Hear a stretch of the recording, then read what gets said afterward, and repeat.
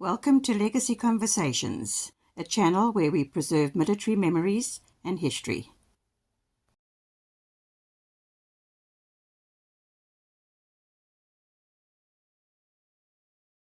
Hello everyone, I'm excited. I must tell you, we're continuing on a series with Colonel Vernon Vice, Lieutenant Colonel, with SAAF. Fascinating talks we're having here. And I want to thank two people though before we start. Actually three, because you will remember that Fossey is the one who was actually doing the editing. I'm just sitting here looking pretty. Joke, can laugh with.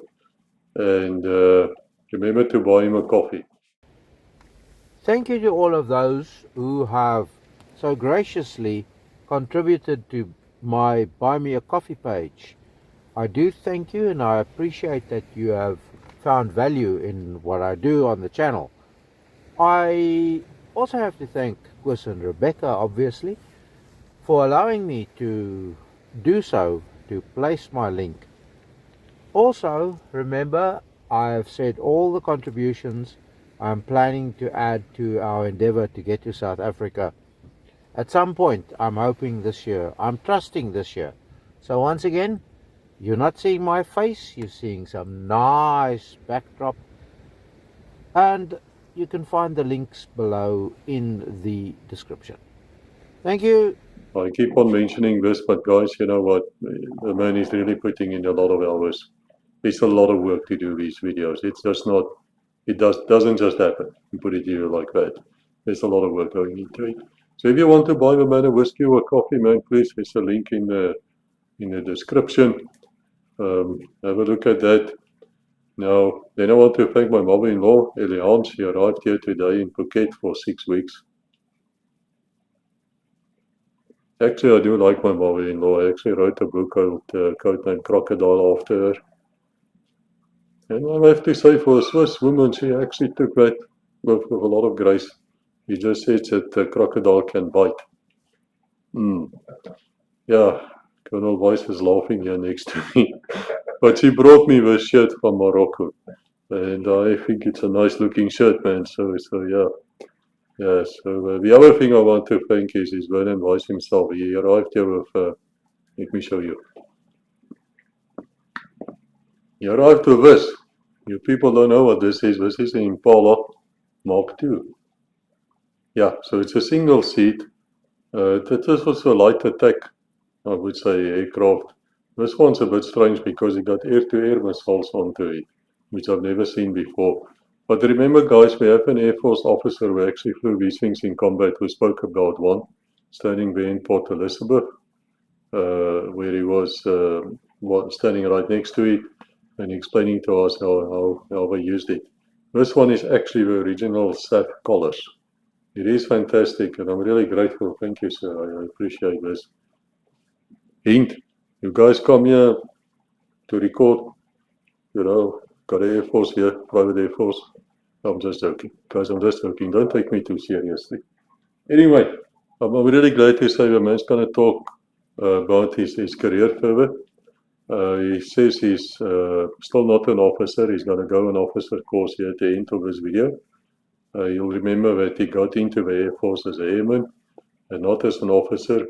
Then he, now in this one, is also to Rundu and I think Cape Town. And you know, guys, the one thing which struck me about Air Force officers is very much the same as my own dad, which we were working for the state. And I was in about 14 schools, man. And we always say that your furniture is broken and your children is sort of ongepast anywhere because every year somewhere else. So that was a lot which you had. When you're in the forces, you would be transferred all around us. And the way they looked at it was the Air Force has need, and therefore, you being state property and all, you will go where the need is. And that's just the way it was, and nobody complained. You know, we did what we could. Yeah, I might grumble a bit, you know, if a colonel and those things, but you would go and you would be nice if RSM would get hold of you. So, right, I've spoken long enough. Over to Colonel Vice. Good afternoon or good morning, wherever you are in the world. It's episode 3. to be quite frank, I actually maybe planned only 1 or 2 episodes. And after sitting chatting here at Koos, I really realized that to sum up 18 odd years in the military, you can't do it in 1.5 hours. It was a challenge yesterday doing episode 1 and 2.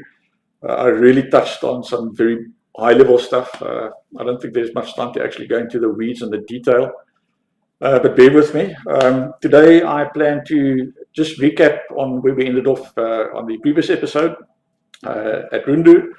After Rundu, just a quick snapshot. I went back to Air Force Base Ysterplaat to establish a Maritime Intelligence cell at the Base Intelligence Center. And then Operation Modular, Rundu and Packer and Displace and all these operations, which we're all too familiar with, they started to kick off in the Angolan theatre of operations. I spent most of 1987 on special duty at Rundu and also on some cross-border excursions. So I'll speak about that. After that, I went back to the Cape and I eventually got the 27th Squadron where I would like to be. And once again, after the incident I'll speak to you shortly, I actually got transferred permanently to 320 Forward Air Force Command Post at Rundu one evening after some indulgence.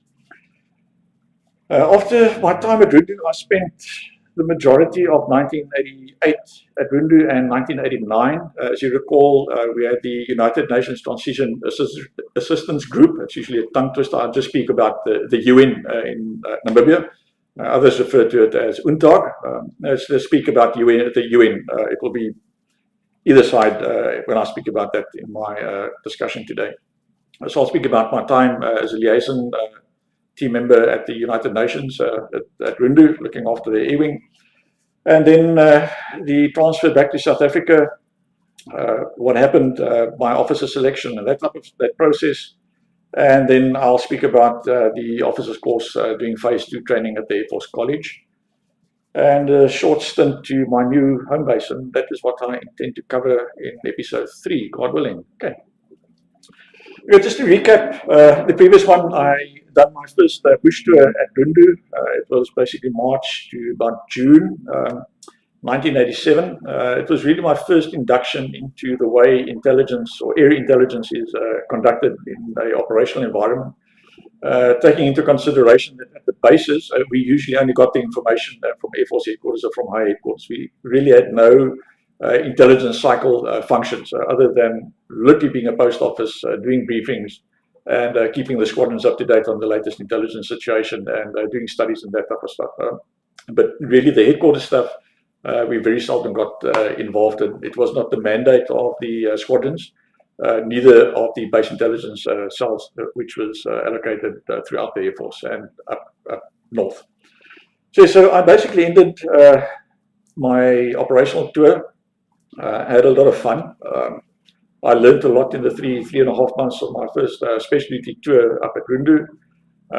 As I said, I was really thrown into the deep end with a 2 or 3 hour handover, and then Andre basically just left and got onto a SAAF Civi Flossie that used to do the Civi flight on the Saturday out of Rundu, or on the Sunday. I can't remember which days it were, but there was a Civi flight that they took out all the families to go and do shopping in South Africa. He was ready after the second session, I think Saturday afternoon or Sunday. When the SAAF L100 left, Andre was on it back to South Africa, because he'd spent about 4 or 5 months there. His tour was also extended, so it's understandable. These stuff do happen. None of our operational tours which we done had actually a fixed date. It usually was planned to be about 3 months, but it could end up anything from 3 to 6 months, even longer, depending on the operational situation and the issue with manpower. You might recall the incident that I told you about, I think in episode 1, about all the ops clerks that were basically just transferred in the sweep of one breath at the command post at Ysterplaat, and we literally bite the bullet on that one. It was a difficult year for all the ops and in people at Ysterplaat, covering for this little mistake of having almost half of the national servicemen transferred to other units, which I think gratefully accepted their people because it made the operational load and management of their resources a lot easier. Anyway, back to Ysterplaat. After Rundu, the evening I ended my tour on over a weekend at the Greenies and Brownies function, which I also spoke about in the previous episode. It was the farewell function to all the guys and girls that were basically returning to South Africa after finishing whatever special duty tour they were. We had a greenie when we arrived, and we were brownies when we left Rundu. So around about 7:30 in the evening, in the pub at Rundu, which is known as the Lt I think it's translated to Fish Eagle, if I'm not mistaken. Everybody used to gather together, all the permanent staff members. While I'm speaking about that, the Air Force had, and I think the Army had, a similar arrangement. We always had a cadre of permanent deployed members at the base, and then supported by people that were coming on rotation for 2 weeks. I know the pilots and the engineers used to do a 2-week rotation. I know the operations and intelligence, our tours used to be a minimum of 3 months, if you were lucky, okay? Could be anything more than that. And then there were the personnel clerks and the finance clerks and the logistics and the technicians and all these people that also done tours. But the key personnel were usually permanent allocated staff. It was a permanent transfer to either Air Force Base Rundu or 324 Air Force Command Post, where I ended up a year or so later. So at the Greenies and Brownies function, people usually tend to become a bit hooligans, especially late after the Greenies and Brownies. And I think sometime that evening, I actually had a discussion with one of the staff on the permanent deployment side. The pub was actually a bit of a separation between the tour guys and the permanent staff. Okay, although we intermingled in the pub, they had a little area where mainly the families used to go and all that type of stuff on the left-hand side of the bar. So I made a statement to one of the officers that, you know, I know as an intelligence functionary, we had to do a permanent tour at some stage in our career, at that stage at a operational unit. So I made the statement, well, I enjoyed Rundu so much at 324 Air Force Command Post. If I ever have to do a permanent tour, I would like to come to Rundu. Big mistake. Okay, it bit me in the backside a few months later. And that is the way life turns. These little messages that you give to people unwittingly and unknowingly in a pub area go back to Pretoria and they say, oh, this gentleman declared himself willing to do a permanent tour. Okay, and you really never know where it comes from. But anyway, it happened to me. So over the weekend, I packed up and I went back to Ysterplaat. I arrived there, back in my old post, where we just started on the, before I went to my special duty tour. I basically had started establishing some form of maritime intelligence cell to formalize the maritime intelligence component at Ysterplaat. Up until that point, most of the maritime picture and intelligence was basically provided by the Navy intelligence people, NS2, Naval Staff 2, VS2, Fleet Staff 2, from Silvermine and from Naval Headquarters. Okay, so we also just basically a post office giving the position of all the military vessels passing and transiting around the Cape Sea route. There was many activities when I was at Ysterplaat throughout my career. We had the American carrier battle groups come past. We had a lot of Russian activities. Like I mentioned, the Udaloys. I think there was a Krivak that came past. I think the Minsk aircraft carrier came past at the stage. There was a plethora of naval activity that used to come past ad hocly, mainly transiting from Angola, going around the Cape, most likely up to the Middle East and the Eastern area, and back to Russia and China, wherever they came from. Similarly, a very big effort from the Soviet Union and her surrogate forces was to collect intelligence. Everybody focused on the border war, okay, but there was a maritime environment as well, which very little was actually spoken about and published in open sources. There's very little that you can actually read about the maritime threat. Well, not threat, but the maritime intelligence gathering activities, which was along the coast, okay. So one of the jobs at 27 Squadron was actually monitoring all the fisheries. At that time, there was also an embargo on South African registered fishing vessels, and we were basically looking at all the licenses. We used to get a license list every day or every once a week, I think. No, once a day from the Department of Sea Fisheries, Environmental Affairs and Tourism, which is known as now, with all the vessels that basically had permits to fish in our EEZ and in the territorial waters. Just a quick overview, TTW is a territorial water that is a part from the baseline of a country's coast up until 12 nautical miles, where it is basic sovereign territory. Okay? No military vessels are allowed to conduct operations. They can transit with the necessary authority, but it is really a 12-mile limit which South Africa had full sovereign and legal rights on. Okay. Beyond the 12 miles, you would hear people speaking about the economic exclusion zone. That extended to about 200 nautical miles off the coast, okay, which we had free reign with economic activity and that type of stuff, but normal vessels could transit through it and conduct their operations. The interesting thing is South Africa is one of the countries, I think, unique in the world that actually has 2 economic exclusion zones. Okay. We were able to patrol with the Shackletons before they were withdrawn in 1984, the South African EEZ and TTW. However, we had Marion Island and Gough Island, and I think it's Prince Edward, if I'm not mistaken, which had their own EEZs, which was about 1,500 nautical miles offshore from Port Elizabeth, I think was the closest point. I stand to be corrected on the distances, but that's what I recall from memory. Okay. They also had a 200 nautical mile EEZ around that, which really made it very difficult for South Africa to exercise, even during those years, having a long-range maritime patrol aircraft capability, which was withdrawn. I think the Shackleton's done maybe a few patrols down there. I know we sent some C-130 Hercules aircraft down there when I was in the Air Force, just to go and see what is happening in the aircraft or in the area. And then when we introduced the Boeing 707s, I think there's also 1 or 2 flights that I'm aware of, which they sent the 707 to go and have a look at what was happening.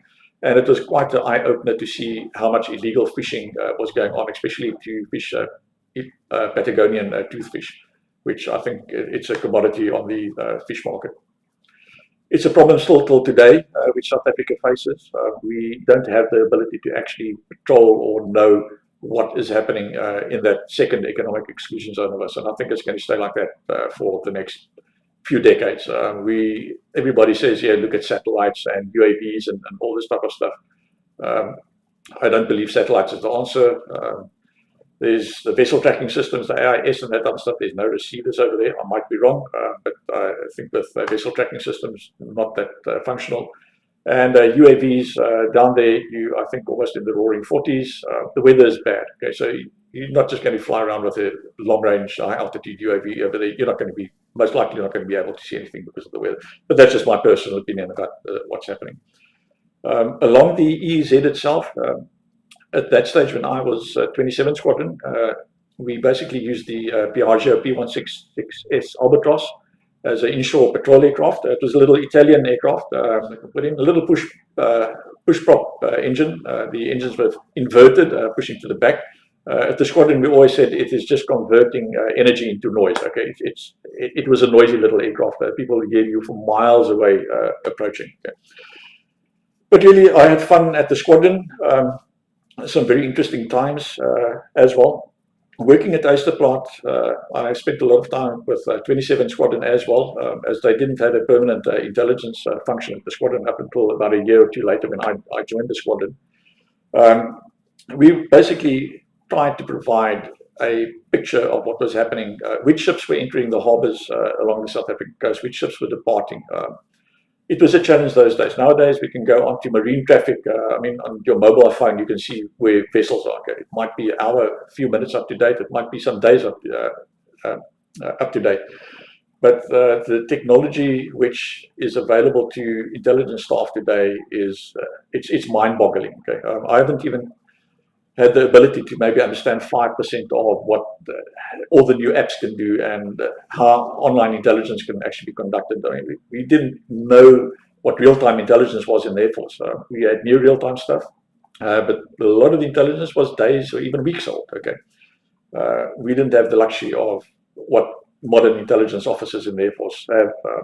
I don't know if what the capability currently is in the military, but if I see what is just available in open sources. I think the intelligence community in South Africa, be it the Air Force, the Navy, the Army, medics, special forces. They really got access to so much information that I doubt whether you actually can use all the information, which is there. It's an information overload. Okay. However, garbage in, garbage out. Don't always trust Google and AI.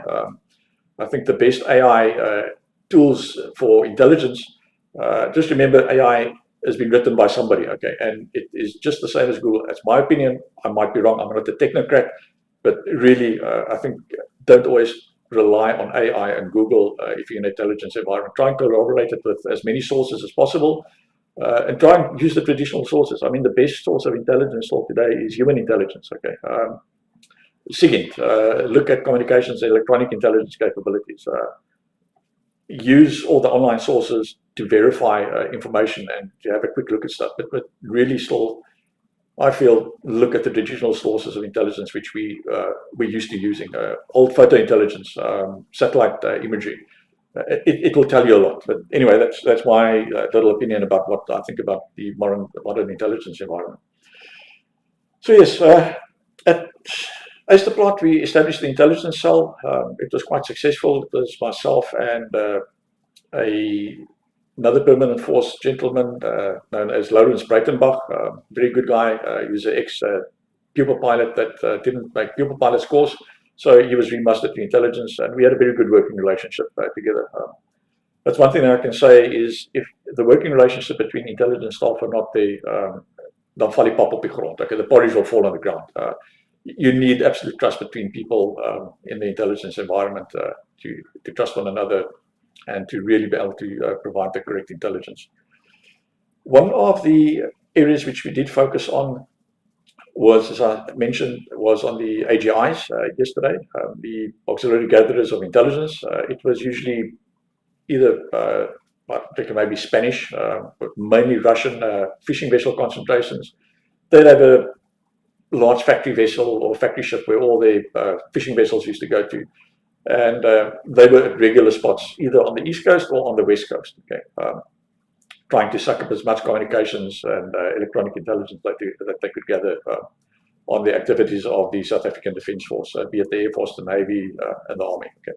So there was a very big intelligence collection effort from the maritime environment against South Africa. And as I said, very little has actually been mentioned and spoken about the threat that the Navy had to counter. Okay, and maybe in the future some of the Navy guys can come onto Legacy and come and share their experiences. Okay, especially the strike craft commanders, the guys that were on the Dolphins, the Drakensberg, the submarine guys, on how you perceived the threat from the naval environment. Okay, and especially all the fishing vessels which we used to encounter along the coast. Okay.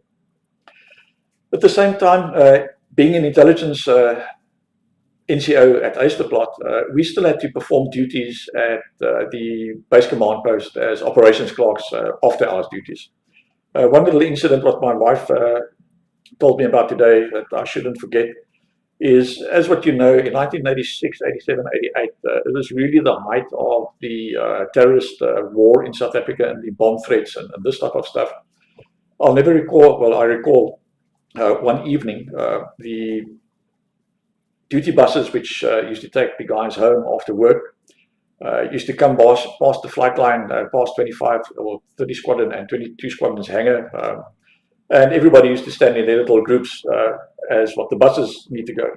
As it may, I was on duty ops officer or the duty ops clerk the evening with an officer from 25 squadron, a young captain that was there. After the base had closed there at about 4:30. Most of the buses had left. By about 5 p.m. in the afternoon, we used to get into the little ops car, either one of us, and we used to just take a little drive around the base inside the security area just to see that everything is closed, although you couldn't physically see that all the offices were closed, but just a little runabout or round scoot on this. As it was, somebody had left his briefcase on the flight line at 22 Squadron. Okay. So, all hot to go. One of the procedures used to say, well, if you find a suspicious object, you know who to call. Okay. In our case, the procedure said, well, you phone the explosive ordnance demolition team. I think it was the Navy guys at Simonstown. They were responsible for EOD work at Air Force Base Ysterplaat. So I pick up the phone and I phone Silvermine and I tell them we have this suspicious little pack here. Well, here's a suitcase, a briefcase standing on the flight line. Okay. I should have actually known it was not a real threat, but at that stage it could have been. Okay. So all sirens blaring, I think, from Simonstown through the traffic on the M5, from Simonstown up through to Cape Town to Ysterplaat, blue lights and whatever. The guys came rushing into Ysterplaat, came to the command post. We went to show them where the suitcase was. And I think the bomb squad guys had quite a nice little training exercise, demolishing some warrant officer from 30 Squadron, his suitcase with some sandwiches and stuff in. Okay, so I think they used the water cannon, they blew his little suitcase to pieces, and well, there was no bomb in it. Okay, so Monday, this warrant officer came and asked, did anybody see what happened to his suitcase? He left it at the flight line, and he was basically handed this piece of suitcase that had been shot to pieces. Okay, so that was one of the little funny moments at Ysterplaat, which I really recalled. I can see it as it was yesterday. So while I was at Ysterplaat, things started to heat up on the northern front in Angola. The intelligence indication had been that the Angolans and the Cubans and all the surrogate forces had been planning their operation towards the east, and intelligence basically indicated that they are replanning on taking either Mavinga or Jamba. Okay. Now Jamba, for those who don't know, was the capital of Jonas Savimbi and of UNITA, and Mavinga was an airfield which we used to operate from and which also used to be a UNITA base where logistics support had been flown into from either from the east from Zambia and then from South Africa as well. Okay. There's some interesting countries that I think flew in there. I think the Americans, I think the CIA had flights into Mavinga and some of the places. And then naturally 28 Squadron during Operation Modular, Ruba and Packer, every evening they had their flights in from Rundu to Mavinga and back again. And I think Lt Vice gave quite a good discussion on his excursion up at Rundu. As a matter of fact, I actually met Walter for the first time. A lot of people in the Air Force think we are related because of the same surname. Walter and I might be related at long distance. I've gone through our family tree, and there are some names which come up which might make us related, but very far along. So I met Walter Vice at Rundu at that stage. He was also busy doing a part of a ground tour, and I spent some time with him in 320 FACP, not knowing that we'd actually meet up years later via legacy conversations again. Okay. So basically, my time at Ysterplaat, I had planned to settle in my transfer to 27 Squadron, which I'd been asking for maybe 2 years, was in the pipeline to occur in early January 1988. And I thought, okay, I've got maybe another 5-6 months, which, well, August, September, October, November, December, 5 months before my transfer. I've just finished my first bush tour up there. Things are quiet, and suddenly half of the Air Force gets put on standby for operational tours. Needless to say, a few days later, I get a signal. You have been transferred to 320 Forward Air Force Command Post. There is an exercise for 3 days, packed for 3 days, and that is it. None the wiser. I packed for 3 days, I got into a C-130. Next thing, landed at Rundu, and here I am back for 3 days for exercise with a whole lot of other people. Okay, so we go into the Forward Air Force Command Post. Colonel Blokkies, well, he was a commandant at that stage, Blokkies Tui. I think he was an ex-helicopter pilot. He's there. They meet us, and they tell us, well, we're there for a command post exercise. Okay, it's a warm-up for a future operation. So for the first 3 days, we are participating in an exercise known as Exercise Fish Eagle. Okay. Now, it was basically just to test all the operational and intelligence and communications functions in 320 Forward Air Force Command Post, okay, in preparation of actually going into more conventional type of operation. So we're basically testing intra procedures between the different cells in the command post, between intelligence and the Bail Coordination Center, the command cell, the air defense cell, all the cells which comprise of the 320 FACP, the ops people, the radar guys, communication, all that. It was really just to test the procedures internally, how we operate, but then also intra-procedures, working with the Air Force Base Rundu's command post, and then also to Western Air Command and Oshikati and Wandanga and these places, which might have forces which were allocated to us. So we done exercise Fish Eagle. After the 3 days, day 4, I was ready to pack up and go. I had literally packed enough browns or nutria for the 3-day trip, and had not planned on staying there any longer. Okay, that was the last week of July, if I recall.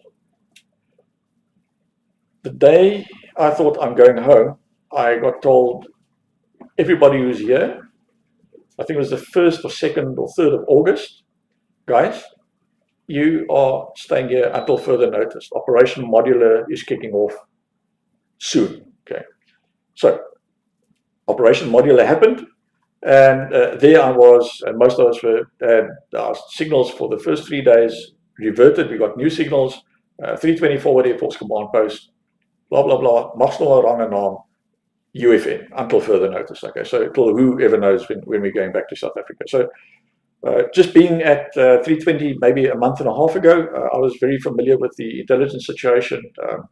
My area of expertise, if I can call it, or knowledge that I built up, was on the Angolan Air Force, their operations in the 3rd and 6th military region. So that helped really a lot to be up to speed with what was actually happening, and to have been part of the actual intelligence process, looking at the intelligence appreciation and providing intelligence to the guys that were actually conducting the operational planning cycle, which we didn't know there was an operation being planned. Operational security was a big thing in the military. A lot of times it was very compartmentalized. When I've heard about operations on legacy conversations, which in the background, I may have been involved at some of the bases. You might have known about certain movements, what your unit has been doing. So I've actually learned quite a lot through legacy, the back stuff, which we never got told what was actually happening. So Modular started, and then I stayed at Rundu. 320 Forward Air Force Command Post was actually upgraded to a temporary Air Force Command Post, which placed us on the equivalent of Oshikati, which was a Air Force Command Post. So we literally were in charge of the whole air battle situation for Operation Modular, Hooper and Packer. We didn't have a high headquarters that was actually directing us. All the operational planning staff was there, the intelligence staff. We had quite a big intelligence contingent in the section. It was a very small office, but we made it work. So everybody was down there. We had our fighter planners, transport planners, helicopter planners. We had the boat coordination center where we were coordinating all the mobile air operations teams. A MAOT, before I forget, is a mobile air operations team. The SADF and the SANDF nowadays, we were very much focused on jointness. Okay, the Army and the Air Force and the Navy, if there was an Air Force asset participating in operation, be it with the Army or with the Navy, we would always have a mobile air operations team deployed with that organization or that organic unit to provide all the air support which is required. Okay, so the MAOTs were basically the link between the forces you were supporting and your headquarters at the back. Just to give you an illustration, during Modular, Hooper and Packer, and Displace as well, at all the Army tactical headquarters, the brigade headquarters, the alternate headquarters, we had an Air Force contingent, mainly comprising of either a Casper or a Rattle, okay, and in some cases, I don't know what other vehicles there were, but I think mainly we were operating Caspers and Rattles, okay. The vehicles were basically numbered Lima Mike 1, which was the operations vehicle, so it was a mini operations cell, okay. Lima Mike 2 was the intelligence component, and then Lima Mike 3 was the comm section and the radar, if we had the radar system which would deploy with, but we never had actual radars deployed cross-border on into Angola. So basically, you'd find the Lima Mike 1 and Lima Mike 2, and we were co-located right in the front, in the heat of the battle, where the bullets were flying, with the tactical headquarters, at the brigade headquarters, with the alternate headquarters. Okay, so although we were in Air Force uniform, we were really participating together with the Army on the ground side, in the ground battle and in the naval battle, wherever it took place. So when the G5s were shooting, and when the BM-21s were shooting, and when the MiGs were attacking ground forces, I can guarantee you there was the Air Force MAOT at all those forces looking after the brigade's support, and they were also on the receiving side. Okay, so we were really one big team when it came to modular, hooper, and packer, and any operation for that matter. Okay, we also very little is actually written about the Air Force support and how we operated with MAOTs, but really my whole Air Force career when we were deployed was joint operations, okay, be it Air Force, Army, Navy, and even with the South African Police. That's what I mentioned in episode 1. We deployed MAOTs with the police teams that were operating in Gugulethu and Nyanga. I spent many times at Nyanga and Gugulethu and Manenberg.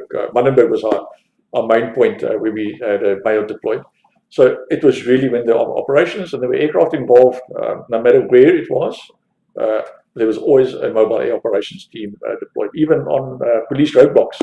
Many times when we had LOHs, Pumas doing police roadblocks in the Western Cape, we'd have a mini MAOT. It might have been the full spectrum, might have been an intelligence guy, an operations guy, and a pilot, just to go with, and just to make sure that all the air operations, if they need helicopters, that all that support was there. So that, I think, made us unique in the world where it came to jointness and having Air Force guys actually deployed really on the front line with the battle. I think the rest of the world might have air liaison teams deployed with them, but down to what extent, I really don't know. So coming back to Rundu, just to give you an overview of what the air threat and the situation on the ground was. I'm not too familiar with the ground picture. I think many guys have spoken on legacy about the ground threat during modular, hooper, and packer. But I can assure you that on the Air Force side, the force levels that we faced really were superior against the South African Air Force. We didn't have the radar coverage which the Angolans had. As I said on the previous episode, we basically had a radar at Ontangwa and at Rundu, which were providing radar coverage. And I think some of the pilots that have spoken on legacy have mentioned the fact that we didn't have the best radar coverage. I know a lot was said about the Air Force not being able to provide air support to the ground forces during modular, hooper, and packer. Okay. If we look at the radar horizon where the brigades eventually were deployed north towards Quito, we really didn't have any low-level radar coverage. Okay, so it was a very high-risk environment for our pilots to fly in.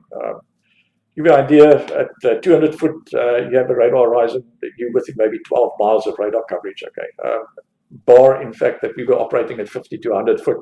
After 12 miles or 24 miles at max, you'd be out of own forces ground coverage. Okay, that was literally just over the river. Okay, and our ground forces were deployed much further. 100 miles, 200 kilometers, 300 kilometers across border. So that was one of the big issues which we faced, is we didn't have radar coverage to look at where our aircraft were and to provide adequate picture to our pilots. The Angolans, just a quick overview of the aircraft which the Air Force was up against. They had, on the ground attack side, they had basically the Sukhoi 25, which was a new aircraft introduced into Angola. It was a ground attack aircraft used to great effect. Sukhoi 22, those were the two Sukhois, both mainly ground attack aircraft. Then on the MiGs, we had MiG-21s, MiG-23s. There was rumors about MiG-25s, but we could never confirm that, and I think it was just a pure rumor that there were MiG-25s ever deployed. There were rumors as well, and there was a possibility of maybe the odd MiG-27, because on some of the intelligence reports which we got from UNTAG had actually spoken about a MiG with a platypus nose. Now, the normal MiG-23 had quite a big circular radar, and the MiG-27 had a flat underbelly with it always looked like a duckbill nose which came down. There were reports of that. Helicopters, we had the LOHs, the LOH-3s, the Gazelles, the Mi-8, Mi-17, and of course the Mi-25 and the Mi-24. Okay, this is a bit of a big problem for us. So that on the air side. Okay, so this is the main aircraft. Then the normal transport aircraft, which they had cars are 212s, AIM-12s, AIM-26, Illusion 76, mainly Aeroflot. C-130s. C-130 support is also provided by a company known as Southern Air Transport, which is also providing support to the Angolan forces in Angola in 1987-88, flying a lot of logistics into Monongwe and Quito. On the air defense side, I mentioned this previously, most of the anti-aircraft guns which the Soviet forces had to their disposal, ZPU-1, ZPU-2, ZPU-4, ZU-23, ZU-23-2, the Shilkas, the KS-19, the ZSU-57.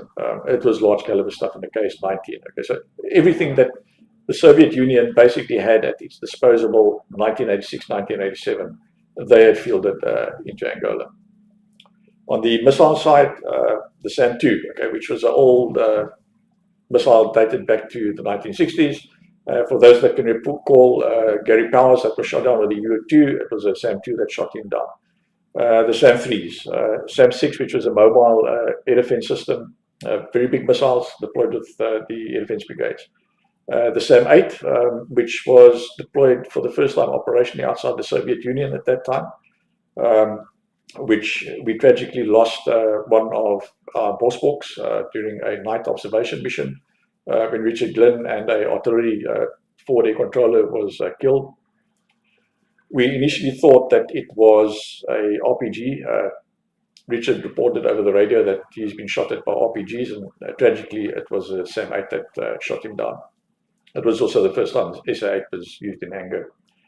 SAM-9, SAM-13. So all the Soviet mobile air defense systems which were available at that time, we also faced. Okay. So Fapada really had the upper hand when it came to air superiority and coverage over their own forces. Okay. That is, they had aircraft that used to fly daily. I mean, the MiG-21s were flying ground attack. It really limited our ability to actually provide adequate air defense capability in support of our ground forces when we needed. It was a tragedy. We all know about Arthur Piercy that got shot down. I was in the ops or the intelligence cell the day when the scramble occurred, and it was really a bad day. We were listening on the VHF radio while he was speaking to Sunset, and they got airborne, they scrambled. We really hoped that we were going to get some action that day. Unfortunately, the rest is history. They got airborne. At some point in time, a former Air Force Colonel, Mosi Mason, he's basically the founder of electronic warfare in the Air Force, him and Harry Rudloff. I think he was a major at that stage. He was still standing next to me in the intelligence cell, and we were listening to the engagement taking place with General Col Vernon Vice. He was the OC of 3 Squadron at that stage. I think he was the formation lead with Arthur Piercy. I think the other guy was Van Rensburg was his surname. While the whole engagement took place, we were basically listening to the mission control and what happened. And I never recall, I recall Mosi still staying next to me. The MiGs turned back and they are going to fire off something. And at that stage, we had appreciated that they did not have a head-on capability. And I won't say what the Afrikaans words were that Mosi said, but those who know what Mosi is and his personality and how direct in Afrikaans he was, in no unsure terms, he let us know that here's big shit on its way. Okay, it was something is going to happen. It was maybe a few seconds later when Arthur and General Gagiano used the commandant at 3 Squadron, so it's called that the missiles had come in.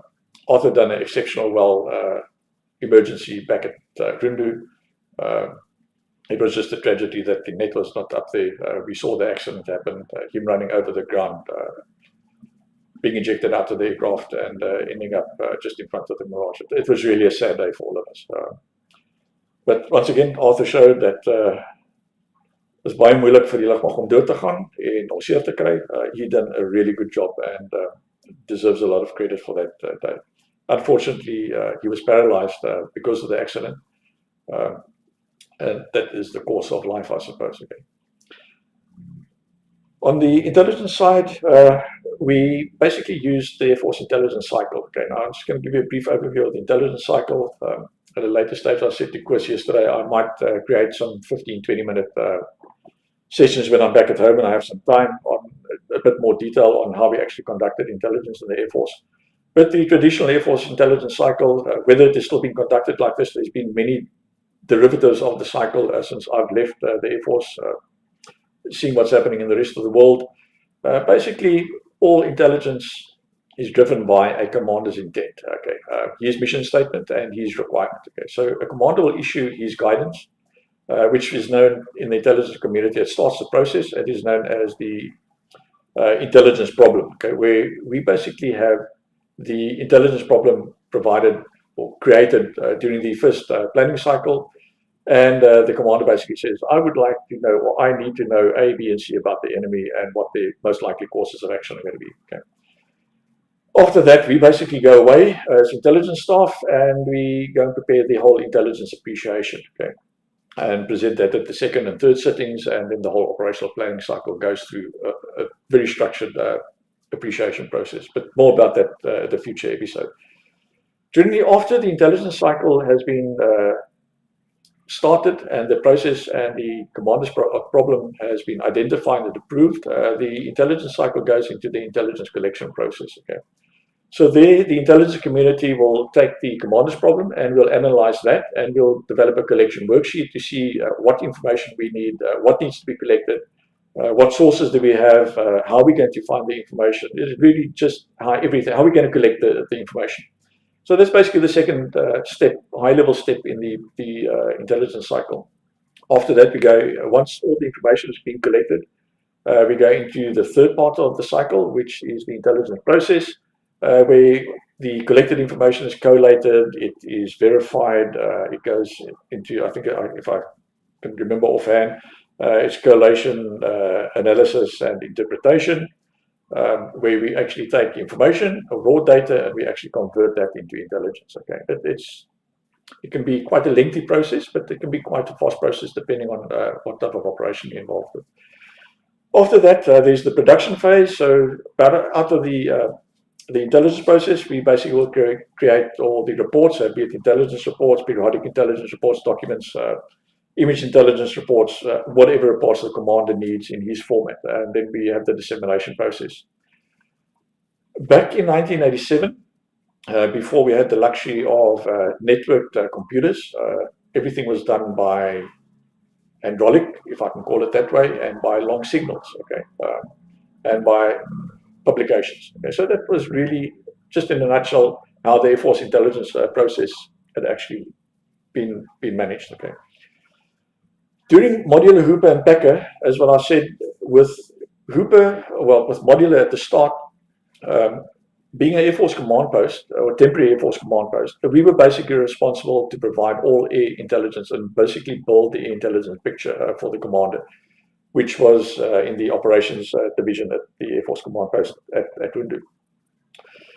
There were a lot of aspects involved with it. My main aspect was looking at the Angolan Air Force, once again, based on my previous tour which I've done, and the air defense environment, looking at the air threat from the surface-to-air missiles.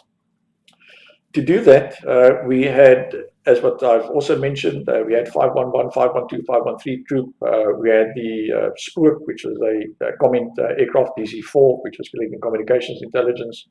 The Boeing 707s had been used, I think, on 2 or 3 flights while I was up at Rundu that I'm aware of for comment work.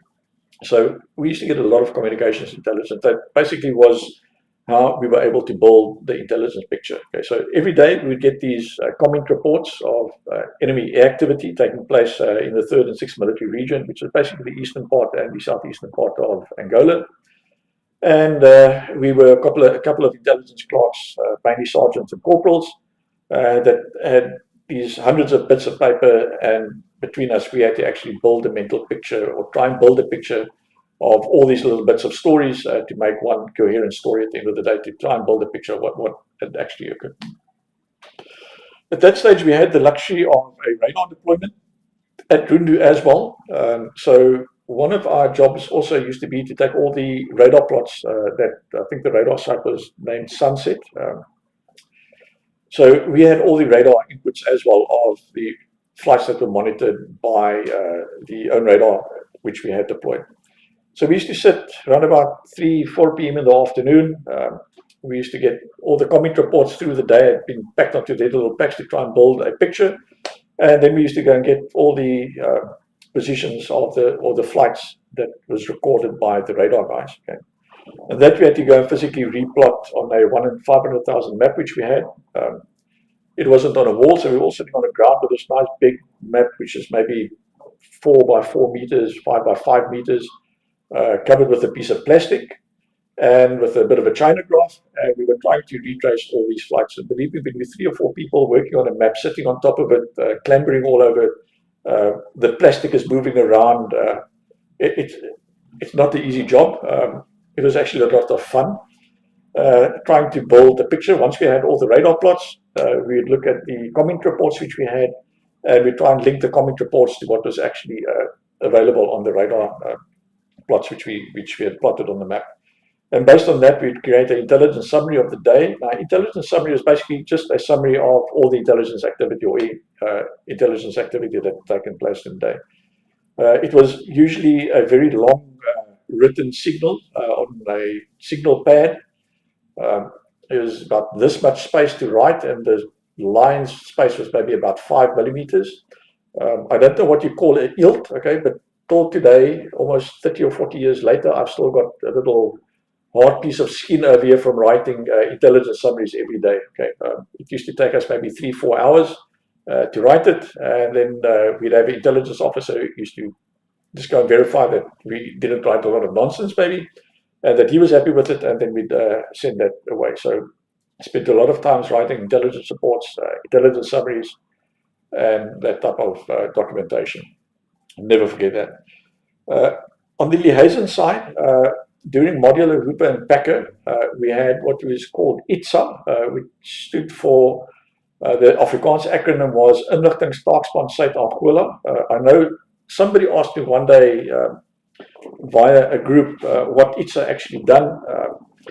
It was basically an intelligence task team that was set up for modular, Hooper, and Packer, looking at liaising with Department, well, Afdeling Militaire Inligting, Special Tasks, the military intelligence guys that were working with UNITA, and the Army Ground Forces and the Air Force up at Rundu. So it was a committee chaired by the Sector 20 Senior Intelligence Officer, Piu van Niekerk, I think he was a major or commandant, can't remember, but he was a senior intelligence officer.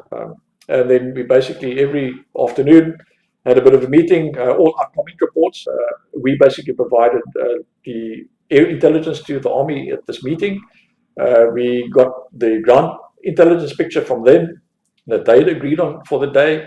And then we had all the external sources like information coming from either 3-2 Battalion, from Special Forces, from Bombi, and from CSI and all the other intelligence agencies. So it was a meeting of about 15 or 20 people on a daily basis. And then we tried to build a coherent picture of what had actually been happening the whole day. And then we would disseminate that information into the various organizations, be it the Air Force or the Army. Regarding MAYOTs, we had a number of MAYOTs which were deployed throughout the southeastern part of Angola. Our MAYOT call signs in the later part, I'll speak about my MAYOT deployments. We had what was called, well, all the MAYOTs which started with Zulu was operations, and the Yankee call sign was all the intelligence MAYOTs. So it started from, I think we had Zulu 20, Yankee 20, so it was the intelligence and operations component together, but we operated under 2 different call signs. And I think it was like 0, 20, 21, 22, 23, 25, 4, 25, I think maybe up to 26. There might have been some more numbers than that. But it was basically 12 MAYOT teams which were deployed. What I can mention about the MAYOTs, we had, when I spoke about communications intelligence, the only real-time intelligence which we really had was the deployment of foreign-speaking Spanish nationals with the MAYOTs. Okay. At that time, they had deployed teams with the Air Force MAYOTs, which were listening to the VHF frequencies used by the FACP Air Force, be it monitoring their ground frequencies on VHF, and then also the air-to-air frequencies, also VHF. Okay. So we had members from the Chilean Air Force, which were deployed, pilots that were deployed with the MAOTs, not with all of them, but with selected MAOTs, which really provided valuable real-time intelligence and threat information to our forces of enemy activity, which might be a threat to our ground forces. We used to call this Victors, vijandelijke vliegtuigen, okay, enemy aircraft. And when you used to hear that on the radio, the standard break in the formation used to be to do a visgraat, where all the vehicles basically, and visgraat, I don't know what the English acronym is, it is basically just, you split like a palm tree, if I can call it that. If anybody's familiar with the palm in the UAE, in the ocean, if you can look at that from the top, that would be a visgraat, mean line of advance, and you would just break off into the bushes and try and camouflage. So that we do when we had this Victor call over the radio. So the Chileans really provided some very valuable intelligence to us. Okay, well, not intelligence, the communications intelligence. And I think a lot of our ground forces can have them as the unsung heroes. Also, very little written about them, but they were there. They supported us. And I think on one or two of the previous legacy conversations, somebody did mention the issue about the Chileans that were working with us. So that on the Chilean side, okay. Then we had the SAM-8 threat in Angola. After Richard Glynn was shot down, we realized that there had been quite a serious intelligence failure, if I call it that. Not failure, but we did not appreciate the full capability and the deployment of the SAM-8s with the brigades. So it was a bit of a rethink. It was a rude wake-up call to us. I remember Mossi Basson going in to do the recovery of the SAM-8. The missile, some of the missile heads were still lying in our office. If you go to the SAAF Museum, there's a display somewhere in one of the buildings with this little green missile head which is lying there. That is one of the SAM-8s which was actually picked up at the site where Richard Glynn was shot down. It laid in our office for a few days. It was actually quite sad knowing that the missile head which is lying there may have been the missile that had actually shot down Richard. But just out of that head, I think the EW guys and all the guys, as Mossi said, the guys with the dik brille and wit jasse, I think they gained a lot of information just out of this piece of equipment which was captured. A decision was made to see whether we could actually shoot out or get hold of the SAM-8. Okay. Now, I must tell you that the maps which we were operating on in Angola were not the best maps. It was all Portuguese maps, black and white, Carta de Angol's or something like that it was called, with literally just black lines on. There were no very few landmarks. It was the odd contour, no shawnas. If you were lucky, you'd see a shawna marked on it. The grid reference was not that accurate. I remember we had some Mirage 3s. The Mirage 3 pilots up at that stage was guys that were operating and also done a tremendous great job. Unfortunately, they've passed on to a higher calling. I had the opportunity to work with the recce flight there with guys like, he was Glenn Warden at that stage, a major or a captain. I think he might have been a captain at the recce flight, and Keith Page and Leon Berger were the three guys, real officers and gentlemen, also three unsung heroes on the tactical recce environment. What they done with the Mirage 3 RZs and R2Zs, flying into Angola unarmed, bringing back valuable imagery to us. It's things which is unheard of. Okay, so to them, I know Glenn has passed away some years ago in an aircraft accident. Keith Page also tragically died in an accident, both in their civilian career. Glenn was a very good friend of mine, even in the civilian environment, a real officer and gentleman. Keith Page as well. Leon Berger, I don't know what happened to him, whether he is still in the Air Force, maybe retired, but really three gentlemen that done a lot of good work during modular, Hooper and Packer, bringing back imagery, which we wouldn't have had otherwise. Okay. The big challenge was having a look at the imagery. On some of the imagery, we actually saw the SAM-8 deployments. I can't remember the SA-8 which we shot out, at which brigade it was. It might be 1647559 Brigade. 11 Brigade. I really don't know recall which brigade it was. The tactical image exploitation system, which was deployed there, I think we called it a RISA, Regional Air Intelligence or Image Intelligence System. The PI has done a very good job on that. Okay, we had to convert the lat longs. We were sitting for quite a while in the office, looking at these photos, actually trying to match it to some ground features on the maps which we had. Till today, I really don't know how we got the UTMs. I think the G5s wanted, I think, and I'm speaking under correction, the Air Force used to maybe work on a 6-figure UTM reference, seldom more than that. And I think the G5 fire control computer needed, I think, 8, or it was an astronomical amount of UTM digits that they needed. And the effort that actually went in to provide the position information. I know some of the Army guys said, julle lugmagmanne gaan nie vir ons die regte grid ref kan gee. The Air Force guys, you're not going to be able to give us the grid ref. The intelligence community took up the challenge, and there was a whole group of us that worked on this, and I think we provided with the 8 or 10 reference, grid reference a day or two later, and the success was when the G5, I think it was a G5, actually shot out the SAM-8, which was captured and brought to South Africa. Okay, it was also the first SAM-8 which was captured in the West. It was a very big intelligence coup for us. I know UNITA wanted to get hold of it. I know the USA wanted to get hold of it. There was a lot of intelligence agencies wanted to get hold of this SA-8, and I'm really proud to have been part of the background people involved with actually bringing the SAM-8 out. It was a big intelligence coup which we had. Speaking about the SAM-8, we also had the deployment of 10 Squadron, which was operating unmanned aerial vehicles. Okay, we are all familiar with Seeker, the UAV, which the squadron flew later. At that time, we were flying a UAV which was called GARRA, G-H-A-R-R-A. Also mainly used not for intelligence collection, it had a secondary collection role, but the main role of 10 Squadron was to support the artillery guys with artillery spotting. Okay. I do know that some of the aircraft were shot down by SAM-8s. The cost of the SAM-8 missiles was ginormous compared to losing, I think we lost 1 or 2 GARRA aircraft.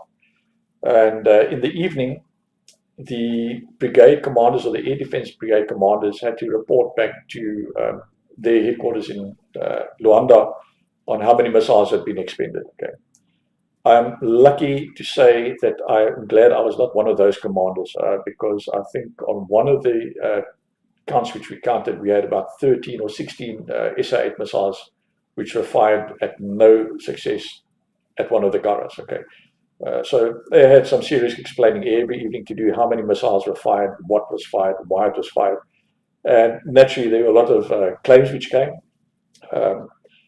I can recall that on some of the comment reports, especially when 24 Squadron done their strikes, a lot of missiles shot at the guys. And I think in Johan Conradie's episodes, which are coming up in the future date, you might speak about on 24 Squadron's role in modular Hooper and Packer, but it really, the air defense guys, after the Bucks had done a strike and they had opened the throttles to go balls to the walls, the Bucks usually left either 471659 Brigade with trailing black smoke. Okay, and they claimed so many aircraft being shot down. I think if one is to tally up all the claims that the Angolan air defense guys had claimed, our South African Air Force, even with all the aircraft we had, we'd be in a great negative amount of debt with aircraft deployed. Okay, I think they must have shot down 20 or 30 Buccaneers in that time, and we only had, I think, 6 deployed. So it was all part of the war. So that was the RPVs. The RPV did bring back some good intelligence to us, and it was really great to actually see the guys being fired with the missiles, that they could actually be fired against them. And it is really the cost of a missile versus the cost of a GARRA at that stage. The numbers were in the SADF's favor, even when we lost aircraft. Speaking about that, one of the Gurra aircraft which was shot down at one of the Army Tactical Group or Brigade headquarters the evening, one of the guys said we'd lost a small unmanned aircraft. Okay, and I think this was written about in one of Helmut Hypen's books. As true as it is, one of the Army commanders, or it might have been the Air Force Mayotte, that stood up because the UNITA guys asked, well, aren't you going to search for the pilot? Okay. And jokingly, I think it must have either been the Air Force Mayotte or one of the Army guys, very quick on the tongue, said, well, it's a very small Chinese pilot which is running around in Angola. Okay. And I think the UNITA guys thought we were quite serious, and I believe they went to search for this pilot for a day or two, up until when we actually told them, listen, there's actually no pilot in this aircraft. So with the Bucks, spoke about their trails. I also met a very interesting gentleman there to conclude before going back to South Africa, was Uncle Macatamany. I think his surname is Macatamany. Those of you who read Dick Lord's book, From Fledgling to Eagle and Vlamgrot, might see Uncle Mac's name in there. He was a weapons effort planner. Now, in the office at Rundu, one of my jobs in supporting targeting, what I can say, it's a little philosophy we've had, and I think it's a philosophy throughout the world. Operation or targeting is the intersection of the operations environment and operations. Okay, so operations and intelligence, when they get together, we're able to do targeting. Okay, it brings back the targeting process and ultimately to put a weapon on a target. Now, Uncle Mac was involved, I believe, in the design of most of the air-to-ground weapons, the bombs and stuff in the South African Air Force. I might be wrong on that. I know he had an illustrious career as a civilian contractor doing weapons effort planning. It used to be amazing sitting across by my desk, sitting behind this long table. Me on this side, Uncle Mac on the other side, sitting with a map and a target photo, and Uncle Mac explaining how we're actually going to neutralize targets. Okay, it became quite gruesome at some stage. When we were doing attacks against the brigades, he was basically doing the weapons effort planning for the Mirages and mainly Mirage F1AZs for the Buccaneers and for the other aircraft which carried weapons. Okay, so for all the strikes, before a tasking order went out, Uncle Mac, together with some of the fighter planners, used to do their weapons effort planning. And it was amazing to see the passion that this old gentleman had no connection with the war whatsoever, but the passion with what he actually done, his job. He was a weapons effort planner of note. Okay, I learned a lot of information, or a significant amount of information by him. He used to sit looking at how many ball bearings per square meter is going to cause damage on soft-kin vehicles. If we wanted to take out Semi, for example, okay, what are we going to do? How many bombs do we need? What ball bearings or what the fragmentation is going to be, what the fuse settings are. What I can mention now, while I'm speaking about the fuse settings, some of the fuse settings which we deployed in Angola, it was quite a surprise to me. I didn't know that. I always used to think that once an aircraft delivers a weapon, it's either going to be an airburst, okay, which was the common weapon which we used to do airburst with the attacks, or a proximity fuse, which once on impact, it will go off.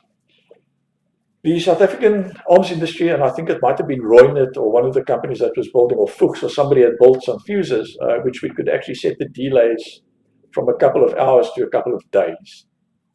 Believe me, one squadron used to throw sticks of bombs on numerous occasions.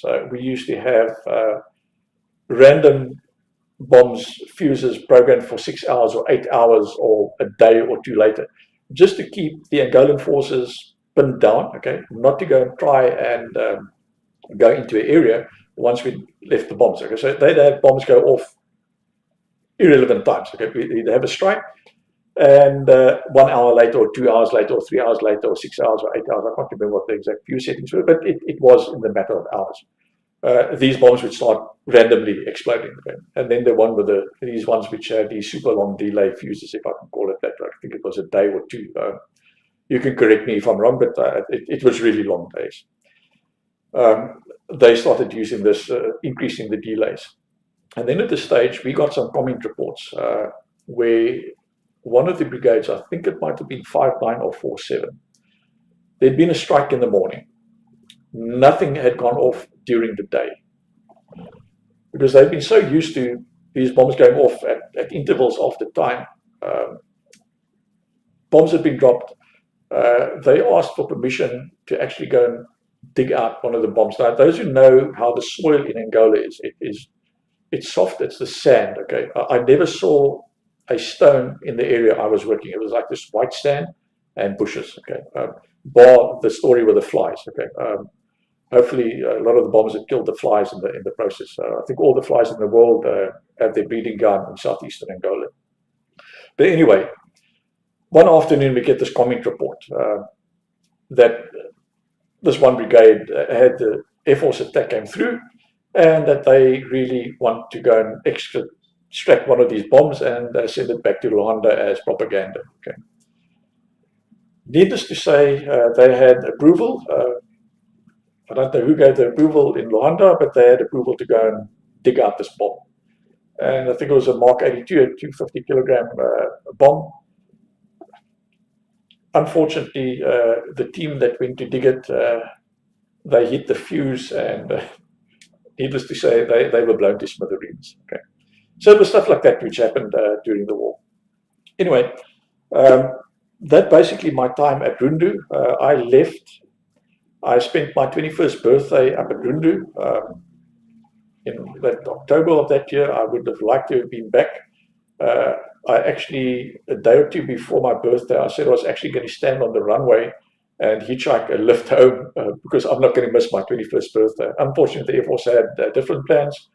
I stayed on till mid-November sometime, and then I was sent back to South Africa. I think that for today, episode 1, on my time at Rundu, it was really fun and games.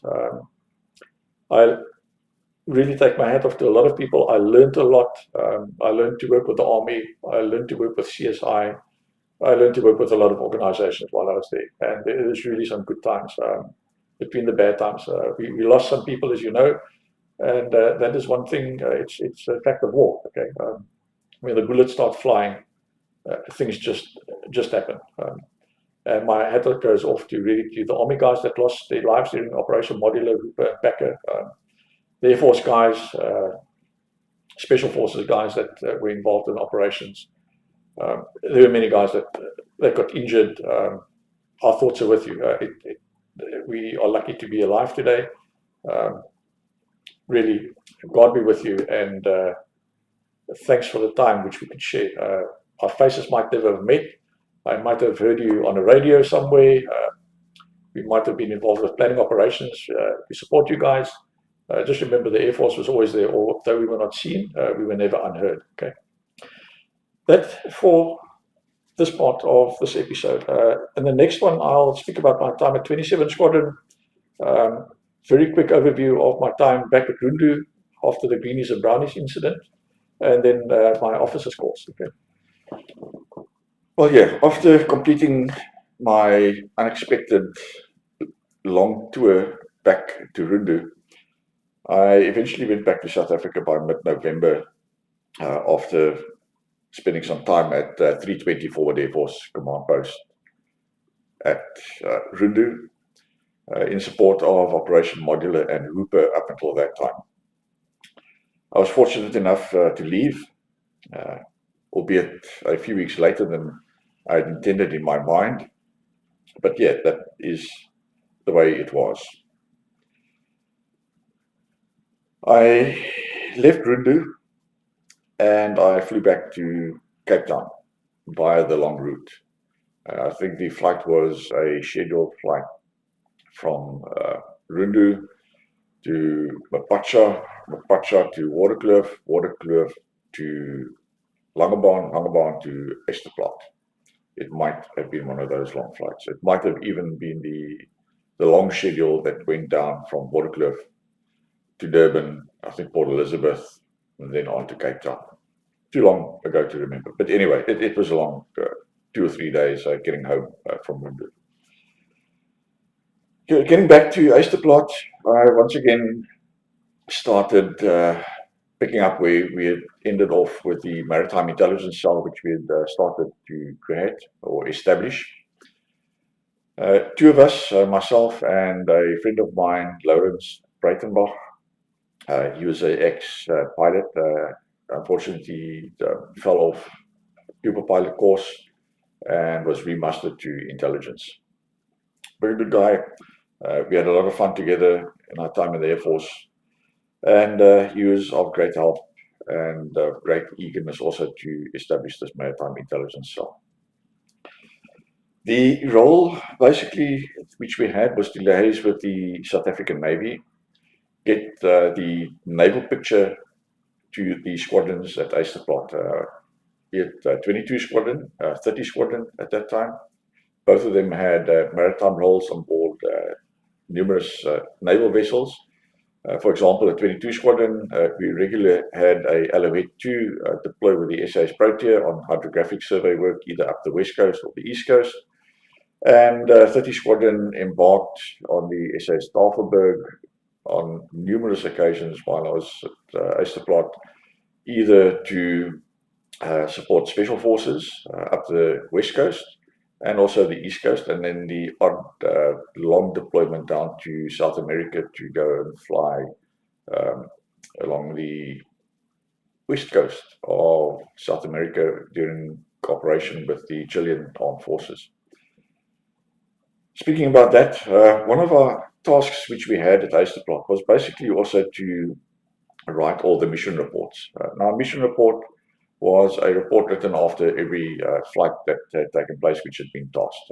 We didn't do this for training flights, or else we would have been writing mission reports 24/7 every day. When we came back, or when the ship came back from such a deployment, it might have been a month, 2 or 3 months that the squadron had been away. It usually took quite a while. The pilots used to hand us a pack of takeoff and landing times, plenty pages, which we then had to write a mission report of a trip which lasted a few months, and then send that on to the intelligence cell and the operations cell at Southern Ecomoc. It used to be a bit of a daunting task, but nonetheless, it was part of our job to do it, and we just had to stick to our guns and just do what we had to do. Well, back at Ysterplaat, establishing the intelligence cell, I was also seconded to 27 Squadron to help facilitate the establishment at Ysterplaat, and then also to get to know 27 Squadron's intelligence capability or setup, which they had to get familiar with that, just to know how the squadron works. Although I'd spent some time at the squadron, it was too short for me actually to know what the squadron's detailed operations were. I then spent a lot of time traveling between Ysterplaat and DF Malan in the mornings, some mornings into DF Malan, and then in the afternoons back to Ysterplaat, bringing back and forth information and just trying to get the idea of where actually to start to get this thing off the road. Our main role, which we had at Ysterplaat then as the base intelligence cell, was to provide intelligence to all the subordinate units, as what I mentioned, I think in episode 1 or episode 2 of my talk here on legacy. The liaison was a big part of our job. One of the things in the intelligence environment is really getting to know all the external agencies who can provide you with either information or intelligence. So a lot of work was done towards Silvermine and towards the Navy intelligence staff, which was deployed at Silvermine as well. The liaison basically went to look at what our fishing situation was along the coast, having fishing vessels, the licenses, for example, I&J. There were foreign countries which had fishing licenses in the territorial waters. And now, to give you an idea, territorial waters is the zone up until about 12 miles, up until 12 miles off the coast, which a country has a sovereign control over. Okay? Be it for resources, be it for the ocean, and be it up into space. Well, not into space, but up into the upper part of the atmosphere. The EEZ usually extends a further distance out until 200 nautical miles. Now, South Africa had a bit of a challenge. The country has a second EEZ at the Prince Edward and I think it's Prince Edward and Koch Island, if I'm not mistaken, or Marion Island. That island group, we have a second EEZ. Now, these islands are, I think, about 1,300 to 1,500 nautical miles southeast of Port Elizabeth, which is quite a challenge to actually monitor and patrol. During my time in the Air Force, at numerous occasions, I know the Air Force did attempt to go and do maritime surveillance flights down there, either with C-130 and in the later years when we had the 707. I know the 707's done 1 or 2 trips down to go and see what was happening in those EEZ or second EEZ down there. Back at the squadron, things started heating up. We had a lot of activity on both the east and west coast with fishing vessels which were not actually fishing. They might have been fishing for signals intelligence. Now, signals intelligence comprises of 2 main elements. The one, electronic intelligence, which focuses on the electromagnetic spectrum, the radar signal part of it, to collect radar data and information which we can't hear or see. And then also communications intelligence to try and gain voice comms intelligence of what the SA Air Forces were actually speaking about. So these are the 2 main things which these AGI vessels along the coast were tasked with doing. There were 2 concentrations, one which I remember on the east coast and one on the west coast. The one on the east coast was up towards the Mozambique Channel, if I recall, just to the east of Mozambique. And then there were some up along the west coast, up along the Namibian coast, and then also, I think, just south of a bit north of the Kunene River outflow into the ocean. The squadron itself, 27 Squadron, operated the Piaggio P166 Albatross. It was a small maritime patrol aircraft bought in the 1960s, I think around about 66, 67, 68. To conduct inshore maritime surveillance. 2-man crew, and then the aircraft was also just fitted with a vertical and 2 oblique F95 cameras to take image intelligence. The trips which the squadron used to do used to be either a East Coast harder or a West Coast harder. Now, we had a short East Coast, which used to be referred to as a flight flying between Cape Town and Port Elizabeth. We had 1 aircraft patrolling the southern part of the shipping lane every day, flying either Cape Town, Port Elizabeth, and then night stopping and then coming back the next day, Port Elizabeth to Cape Town. We also had a number of shorter flights, Cape Town to George, just to see what is happening in this area. That happened on occasion. I think we refer to them as caddy flights, if I'm not mistaken. Memory lapses after 30, 40 years with the exact names of the stuff. The other flights which we done at the squadron was up as a long East Coast. This was a flight that usually took a couple of days, where a Albatross would fly Cape Town, Port Elizabeth, do a night stop, then fly up from Port Elizabeth to East London, and I think there might have been a night stop there as well. I speak under correction. Then up to Durban, do a night stop, up to Richards Bay, do a night stop, and then all the way back. So this flight could take anything from 5 to 6 days, depending on the night stop that occurred, and then it would return back to Ysterplaat. On the West Coast, we had what we called a West Coast harder, which basically was responsible for the establishment of a maritime picture of what is happening on the surface, flying Cape Town, Alexander Bay, Rooikop up to the Kunene, back to Rooikop, and usually the aircraft used to do another trip while it was up there, back to the Kunene and back to Rooikop, and then we come back all the way down Rooikop, Alex Bay, Dieplan Airport. Okay. These trips also, on average, lasted about 4 to 5 days.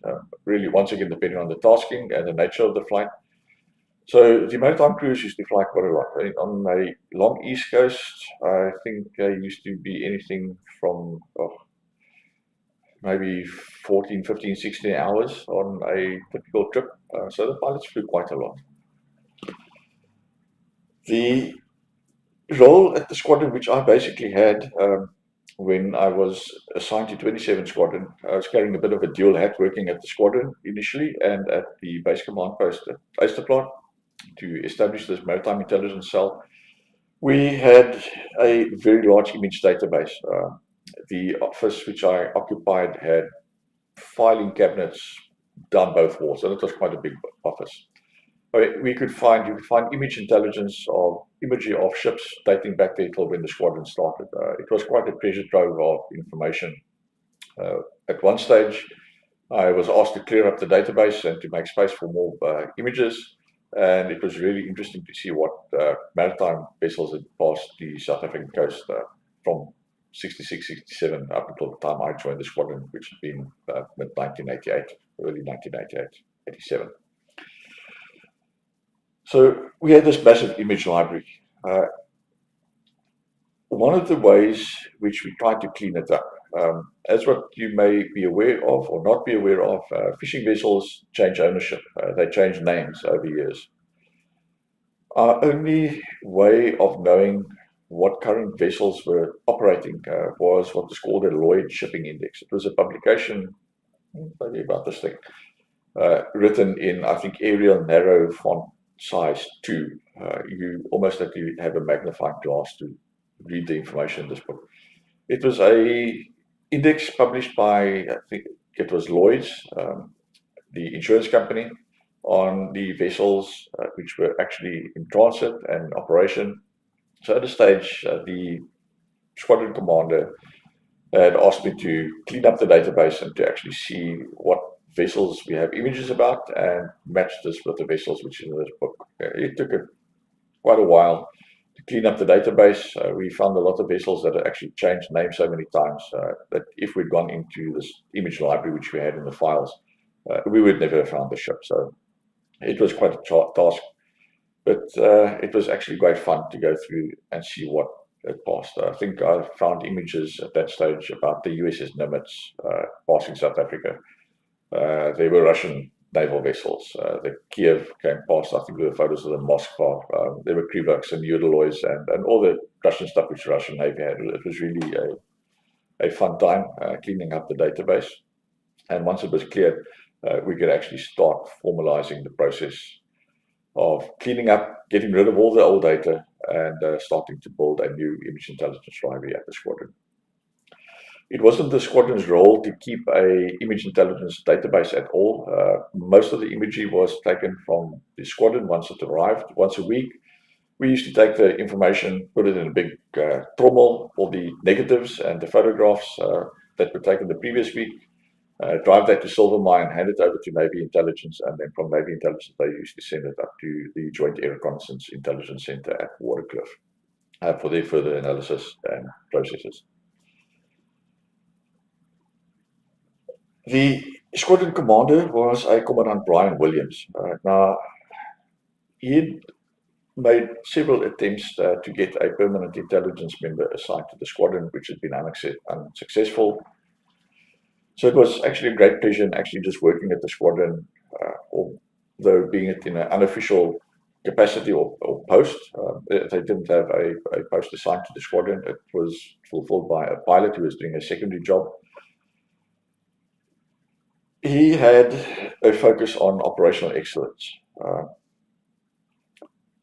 After each flight, we used to prepare a pack or a dock pack, if I can call it that. It was this black suitcase that the pilots used to be given before every flight, which contained a Lloyd Shipping Index. It contained all the signal information that they needed. It contained the tasking. It contained the radio call signs. It contained the comms plate. It contained everything which basically was needed to conduct the flight. The flights usually departed to be on task either over Robben Island at 9 o'clock in the morning or in False Bay passing Cape Point if they were going to the eastern side. I think the on-task point used to be at Cape Point, and then the aircraft used to head east. The West Coast stuff used to be out of Cape Town International, which was known as DF Milan Airport at that stage. Scoot over Cape Town, Ysterplaat, Robben Island, and then they would disappear on their flight up the East Coast. The flights were over the ocean. It was quite long and boring flights, I think, for the pilots. We didn't have observers or photographers on the aircraft, so the pilots had to do all the reporting, the log keeping of the vessels, and also the plots using the Deca plotting system. Now, what I can recall from the Deca plotting system, it was quite a complicated system. It worked off 3 radio beacons, if I'm not mistaken, and the maps had all these arcs on. I think it was red, green, purple, and I think it was those three main colors. And they had to use that to plot the position of the ships.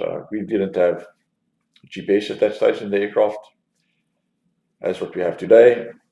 So it was using the Deca maps to actually plot these vessels. And when they came back, I would be handed the radio logs, all the radio communications, all the work that they've done, the on-task time, off-task time, PLE calculations, their bingo fuel calculations, their in-flight fuel calculations. Everything was documented on this radio log sheet. The photographs which came back were typically vertical photographs of vessels, where we would like the aircraft to overfly the ship itself and take some vertical imagery. And all the imagery was taken so that we could use a stereoscope to try and get some form of 3D image of what was contained on the vessel, and just to get a general layout of the vessel looking from the top. Similarly, there were oblique photographs. Now, the oblique photographs, the ship usually had to be in the lower 1/3 of the photo.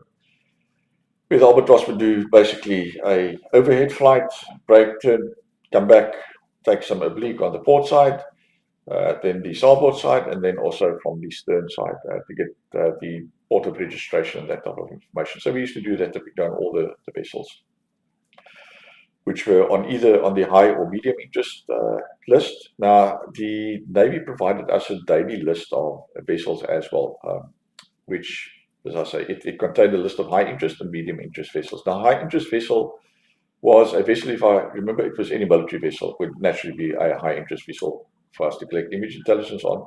And then also vessels which were previously known to have carried arms or big arms carriers were also on the high medium vessel list, and they had to be, it was mandatory to take photographs of them.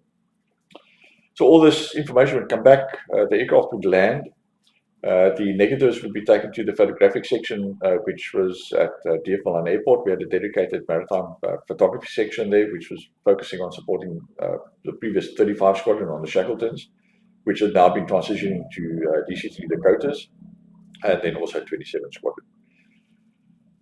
The images would be processed.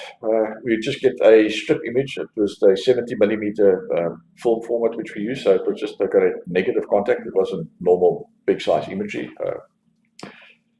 I'd get that image back, and once we got the imagery back, I'd start going through the radio logs, and the squadron commander devised a method of actually evaluating each flight on the accuracy of the takeoff time, the reporting times, the fuel calculations, and all that. So I basically sat and evaluated each and every flight that took place.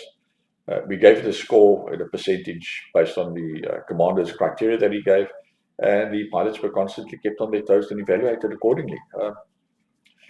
I know our squadron eventually became the first squadron in the Air Force. I also speak under correction, but I believe it to be correct. The first to have the NOSA, which is the National Occupational Health and Safety, a 5-star rating for that.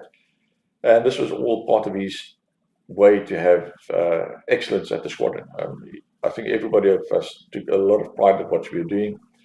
It was not very interesting work at some stage. It could be quite dull, actually, just sitting, evaluating flight folders and looking at images. But we really found pride in that, what we've done, and the work which was done by the squadron. The Albatross was usually always said, because of the push prop that it had on, never unseen. and also never unheard.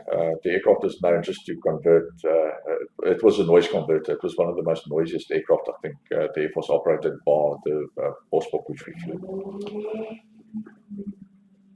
The photos, as I said, was then basically once a week. We took this stuff to Silvermine, where we handed this over to the Navy. The squadron also reported fringes. Now, a fringe was an illegal transgression of a fishing vessel to fish in our territorial waters and in our EEZ, which didn't have a fishing vessel license. Two small little incidents happened that I recall. The first was we had done a lot of fringes. Now, to have a fringe, the photography had to be done in such a way that you could actually see the land in the background, because it would then be used in the court as evidence. And it was quite a mission and a lot of paperwork that had to be completed by the aircrew to report the fringe. And on fringes, we usually have maybe 3 or 4 fringes on every flight. The majority, which we eventually, at the stage, I think the guys just decided we're not going to send it because the work that was involved and the outcome was usually not in the favor of the Marine Coastal Management people. I think very few vessels got prosecuted. But anyway, the license list was sent to us by signal from Silvermine on a regular basis. I had been visiting my grandparents the one evening, and that a few days of just assisting, writing fringe reports and preparing all the photographs to go to the Navy for further process with Environmental Affairs or Marine and Coastal Management. I can't remember what the exact name was. But I got home the one evening, stopped at my grandparents' house for a quick cup of coffee, and then my grandfather was busy entertaining his neighbor. I blew off steam the evening about the squadron having all these fringe reports which we're writing, and nothing actually happening from it. And the squadron hardly ever got any feedback from anybody, either if there was a prosecution or if there was no prosecution. Murphy's Law, the gentleman that had been sitting next to me or at my grandfather's house, he listened with quite a lot of interest, and he asked a couple of questions which should have actually triggered my mind that he may have known something about what was happening in the fishing environment in South Africa. But I was tired, I just wanted to have a cup of coffee, say hi to them and go home. Needless to say, a day or two later, we had a phone call from the Navy asking us why we had complained at Marine and Coastal Management. I then found out that my grandfather's neighbor was actually one of the managers, if not the manager of Marine and Coastal Management, based in Cape Town. So I put my foot quite deep into it at that time. I had some explaining to do to the squadron commander. I got called to Silvermine to speak to the Air Force Intelligence officer who was in charge of Air Force Intelligence there, and then also to the Naval Intelligence people, and also some of the naval officers in a meeting on what my intent was and why I'd done this. And I basically just said, oh, sorry, I blew off some steam. Never knew who this gentleman was. He never introduced himself as the director or manager of Marine and Coastal Management. It was just, I'm so-and-so. The good thing that happened is that the fishing vessel and permit list was subsequently updated, and we actually got a direct authority to get the list on a regular basis faxed from Marine and Coastal Management to us. Okay. So all's well, ends well, it worked out. We got what we wanted, the squadron was happy, and then the fringe report started to disappear, because the majority of times when they didn't do a fringe report was that the fishing vessel had actually had a permit to legally fish in the water. But the time from going from Marine and Coastal Management, or from the MCM to the Navy, from the Navy to us, might have taken 2 or 3 days, and the updates were not that forthcoming. So many times we basically flew with an outdated fishing vessel list. Just a simple fax in the morning received by the squadron from MCM on the latest list solved the problem. On another topic, the AGIs which were deployed on the eastern west coast, which I spoke about earlier.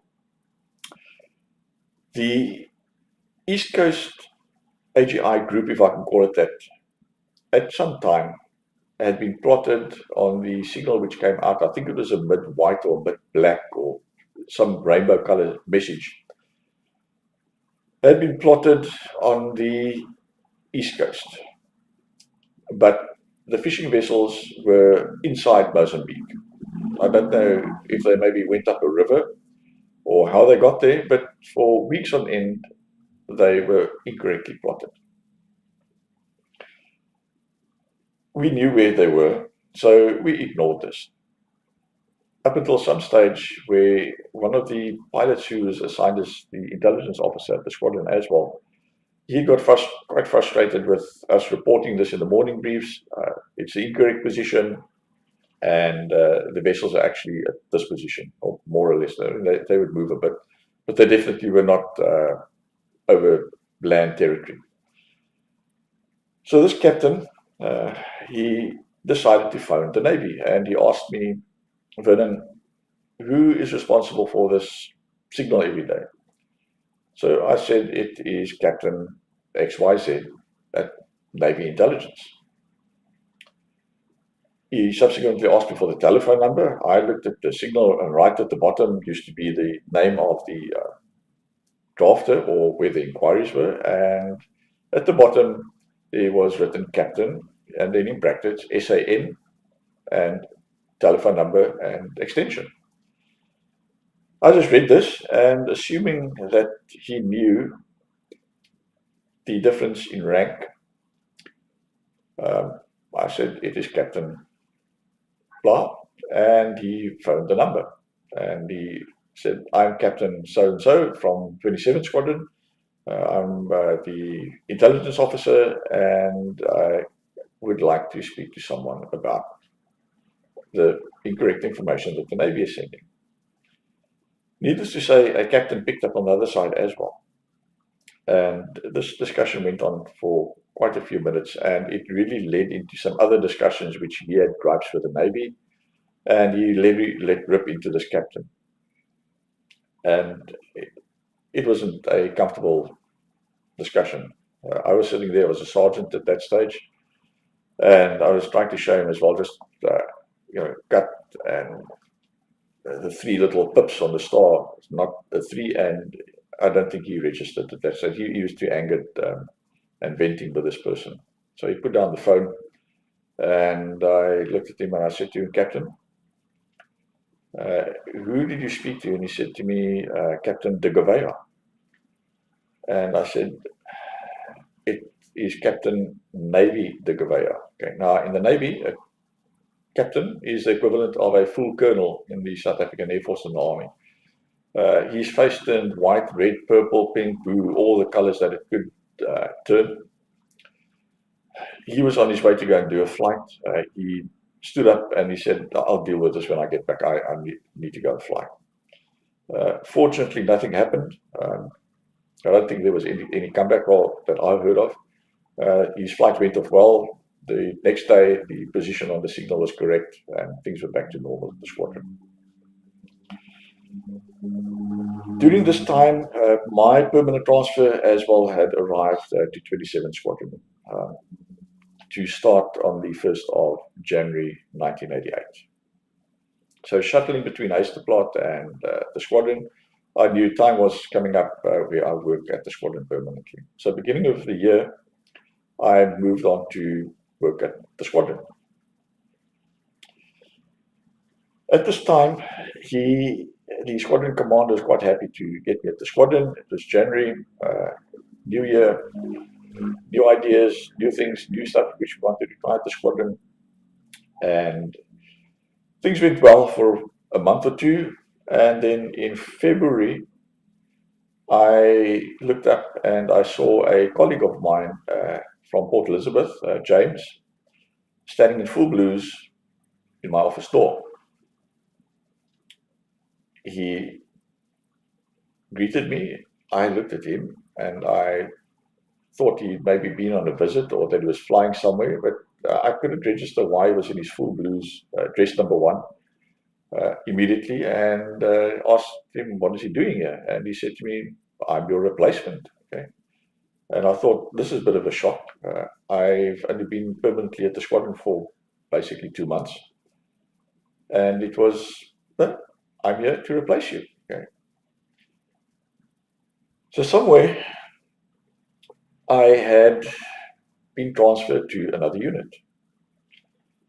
Off we went to the squadron commander. I went to introduce James to Commandant Williams as my new replacement. And Commandant Williams looked at this, and he also, I think he thought it might have been some form of practical joke, but NCOs would not play a joke on a squadron commander. James took out his signal and his route form and his clearing in form, received at the base admin section at Ysterplaat, and it was his route form to clear in permanently. Commandant Williams immediately phoned somebody at Air Force headquarters, I think at personnel utilization, SAAF Int or Ops, to find out what was happening. And there we were informed that I had declared myself willing to be transferred to Southwest Africa on a permanent tour at a future date and time, and that it would be to Rundu. So needless to say, I've been transferred back to Rundu with effect of beginning of March 1988. So I had a very short stint at 27th Squadron. That brings me back to my tour ending at Rundu, which I spoke about previously, at the Greeners and Boundaries incident. So I don't know who that evening had overheard me, but this news traveled via the grapevine, I suppose, that Vernon had made himself willing to come and do a permanent tour at Rundu. And it found its way to personnel utilization intelligence, and the guys had a need for a permanent intelligence NCO up at Rundu. And needless to say, Vernon was the name that was drawn out of that because he had made himself available. So I'm handed over to James, and from there, I basically had about a week or two to prepare to fly. I packed up, very disgusted in myself, and I packed up and I flew up to Rundu. I flew to Rundu on a Friday morning with the long flight out of Ysterplaat. It was a SAAF L100 flying from Ysterplaat, Langebaan, done a stop there, and then it went up to, I think we went to Grootfontein, from Grootfontein to Ondangwa to Rundu, and then the aircraft would fly on to Waterkloof via Mapacha, I think either the same evening or maybe the next day after a night stop somewhere.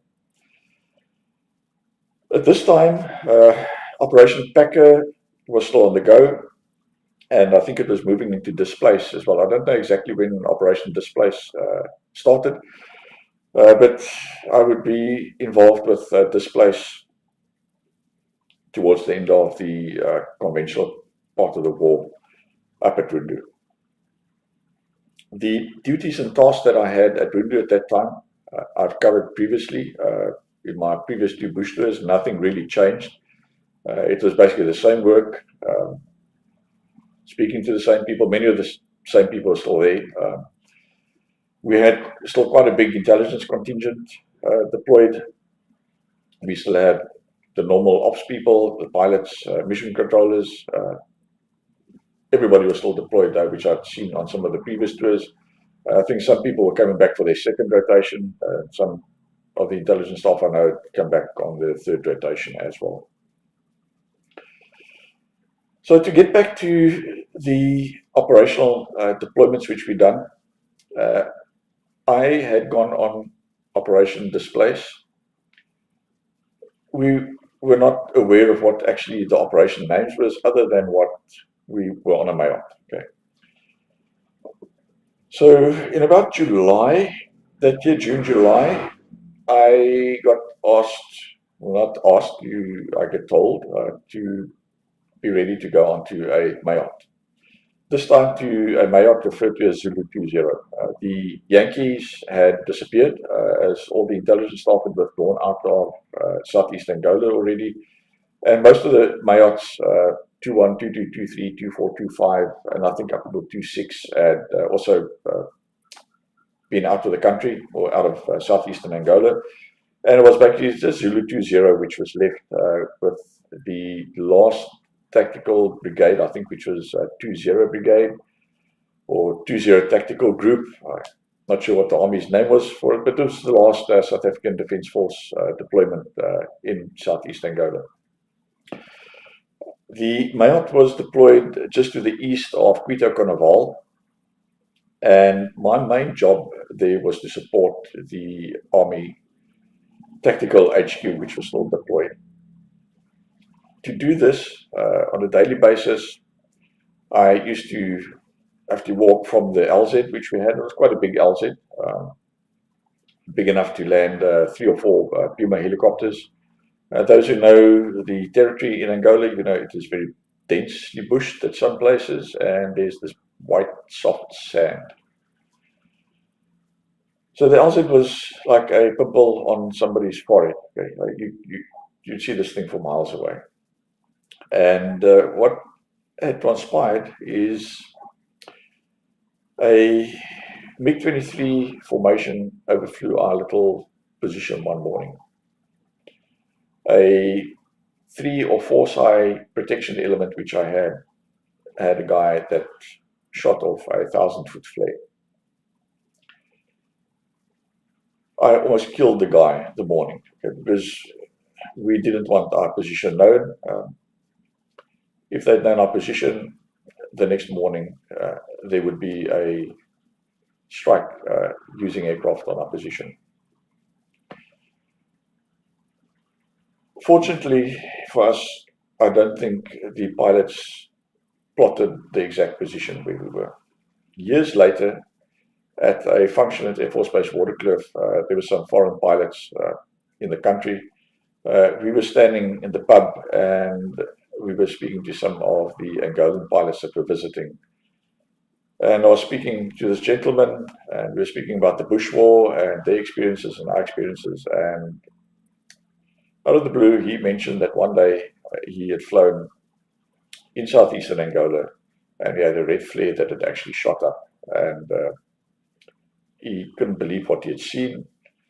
And I stood opposite him, and after trying to make some notes, I realized it was our LZ that he had overflown, and it was the day this Army troop had actually shot this 1,000-foot red flare up to the aircraft. So we had a bit of a chuckle. Years later, enemies became friends. Time moves on. Soldiers, no matter which side you are, you're always brothers in arms. And I think when it comes to reconciliation, it is one of the easier things to do in life. We all had a job to do. They had a job to do. We had a job to do. Life continues. Just move on. We were all professional soldiers. They were doing their best and we were doing our best, and unfortunately we were enemies at that stage. Okay, politics changed, situations changed, things move on.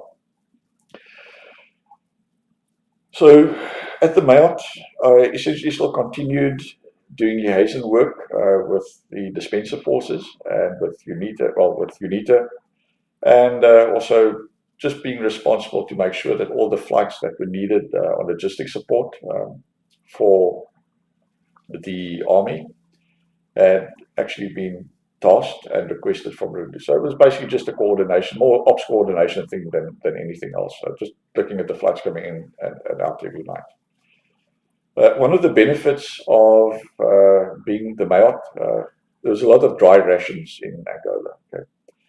Our pilots used to look after us quite well. We used to be a means to bring in some wet rations. I think we had more steak and chips at the Mayotte that had been flown in. There's 2 pilots which regularly done this to us. The one was a Major Cassie Carstens. He was our Puma flight commander, or helicopter flight commander up at Rundu, and the other one was Captain Fani Jordan, X-30 squadron guy.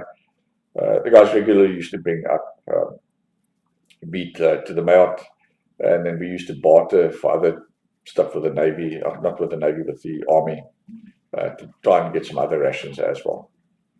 So it was fun times. Okay, so we had steak and chips also in Angola.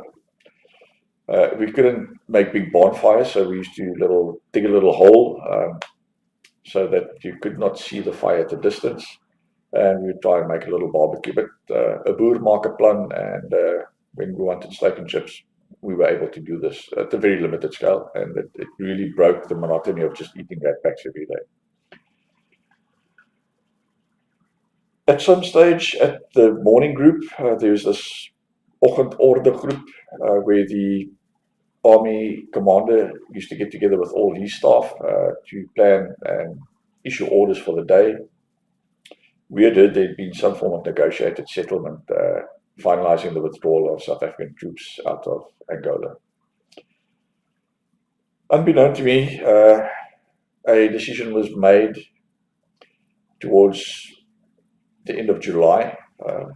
I got asked to stay on an extra week or two in Angola as I would not be receiving a replacement, which I could not agree to. I mean, I was there. I didn't have a replacement. I was basically said, Vernon, please just stay on. I think it was another week or two, but it wasn't too long. Then you get to fly out. I eventually flew out one evening. Unbeknown, it was the last Air Force mayout in Southeast Angola. So myself and my radio operator were the last two Air Force guys to come out of Southeast Angola. I only found this out years later. I've been doing some research for the books that I'm writing. I was going through some personal notes I had of that time in Angola on the mayout, and looking at the dates and coming out, I actually realized, well, myself and the radio operator, which was deployed, they were actually the last Air Force guys to come out of Southeast Angola. I don't know whether anybody in Sector 10 came out after us, but this was very late in July. It might have even been the beginning of August sometime of 1988. So anybody that has dates might stand to correct me on this one from the Army side. So I went back. Then Resolution 435 had been on the table, and plans were in place to implement Resolution 435 as of the 1st of April 1989. So things started to wind down the rest of 1988.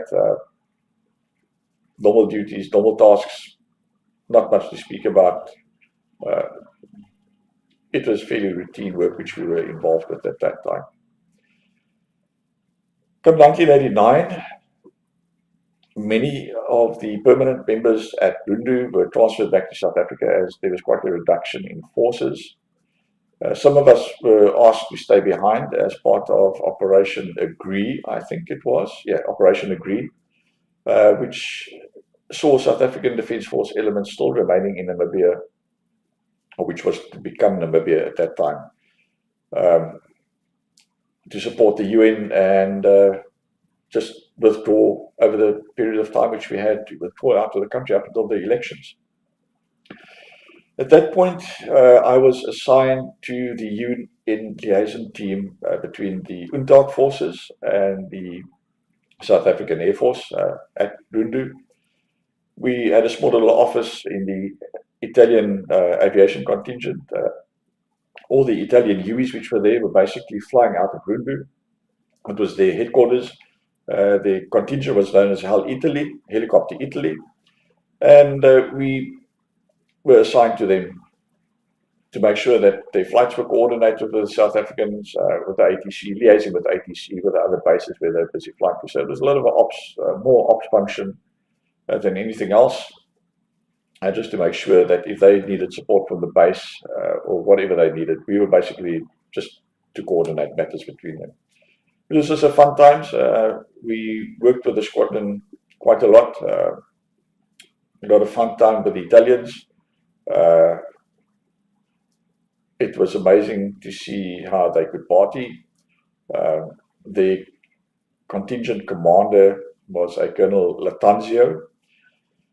We didn't speak very well. My Italian was not very good at that stage, and I think his English was almost non-existent. We could barely greet each other in the morning, but after a few shots of grappa in the evening, apparently the two of us had quite jovial conversations, understanding each other. I still don't understand what I said, what he told me, but apparently we had quite good conversations. The other guys we worked with were the CASA 212s from the Spanish Air Force. We had 2 aircraft which were deployed to Rundu at some time. And then there was also a Swiss PC-6 from the Red Cross that was flying out of Rundu. During the time, although hostilities had ceased and there was this peace in Namibia, there were still little incidents that occurred, and I think people have spoken about the first week or two in April. I think they speak about the 7-day or 10-day war when SWAPO re-engaged our forces coming over the border, but more in the Sector 10 area. Up in Sector 20, things were relatively quiet. There were not any incursions that I can recall of. The Air Force had some Skyshot aircraft, okay, or they were aircraft fitted with loudspeakers. Now, these aircraft were used also by the UN, excuse me, to do Skyshot and to do some public awareness of the elections which were taking place. And also, I think, pamphlet drops done out of the aircraft. One day, one of these aircraft had flown towards Bagani and had crashed. So we sent a Puma out to go and fetch the guys. The Puma also had a bit of an incident flying in there. It got shot at by a UNITA, well, I believe a UNITA ground force element, which was just at the northern side of the river. I think they might have thought it might have been an MI-24 or MI-25, which is flying in the area. But at a distance, a Puma and a Hind looks very similar. So the Puma got shot at. There was a ops medic on board the Puma that actually asked on a number of occasions he would like a flip in a Puma. And the opportunity presented itself, and he was invited on the flight to fly out to the aircraft crash site where the guy had done a forced landing and to recover the personnel. Fortunately, nobody was injured in the light aircraft. And the Puma got shot at as well. Okay, so he was sitting in the door, and the bullet came through the fuselage maybe 2 or 3 inches to his side. So it would have been quite an interesting flip had he been injured. The Puma returned back to Rundu safely as well with the crew. By the end of 1989, it was time to start packing up and to wrap up things up at Rundu. I'd spent a marvelous time with my operational tours there, had a lot of fun, met a lot of people, done a lot of mischievous things, too much to speak about, and I'll write about that in my book at a future date. But time came to pack up and say goodbye to Southwest Africa, which had really become a second home to me at that stage. I packed up. I think I left Rundu the beginning of December 1989. I hoisted down the Air Force's flag, which I still have at home as a prized possession. So it was the last flag to be hoisted down at Rundu at our facilities. And we basically got into a car and we drove back to South Africa. It was quite a nice trip. We drove from Rundu. We made it a road trip going home. Drove from Rundu down to Windhoek, Windhoek down to Keetmans, all the way down the west coast, down to Cape Town. So it was quite a memorable trip getting down there. Getting back, I had been reassigned to 27 Squadron for a short period of time, doing the same as what I'd done previously just before my permanent transfer to Rundu. At the same time,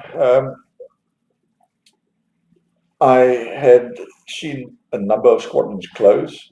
I spent time with 27 Squadron up until the closure in October 1990.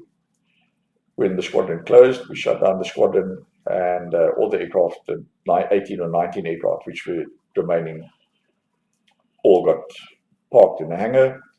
Interesting thing is, at some stage, we had a visit by, I think it was either the Chief of the Air Force or Chief of Staff. And the reason for the Albatross's withdrawal was basically, I think, budgetary, but also a lack in support of spares. Okay. So the aircraft were phased out in 1990, or 1990. And by a few years later, all the aircraft were sold, and I think some of the Albatrosses are still flying in South Africa, okay, bar the fact that we had no space back in 1990 to continue flying the aircraft. I really don't know how that happened. But anyway, the majority of the Albatrosses were sold off to civilian operators who kept the aircraft flying for many years after the Air Force was drawn in. The time at 27 Squadron came to an end, and I was transferred back to Air Force Base Ysterplaat. At this time, I was also asked whether I would like to attend the officers course, and I requested a nomination to attend the officers selection board later the year. Officer selection, we received a signal, and I was approved to go on officer selection. So myself and a couple of friends of mine at Ysterplaat went up to Pretoria to do the officer selection. It was a 3, 4, 5 day selection process in Pretoria. One day having interview with personnel utilization, operations intelligence, having medical tests, having psychometric tests, speaking to a psychologist, and then an interview and whatever went with that. So I went up. Fortunately, this was the third attempt. I had 2 previous other attempts. The first was back in 1985, if I can recall. It was when I was doing my ops primary training course. I had to start selection on the time when I was about to write my last exams on the ops primary course.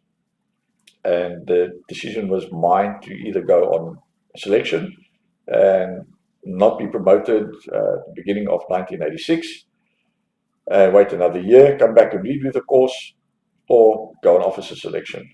I made the decision. I'd come that far on the course, officer selection, there'd always be other opportunities in the front. So I dropped that one.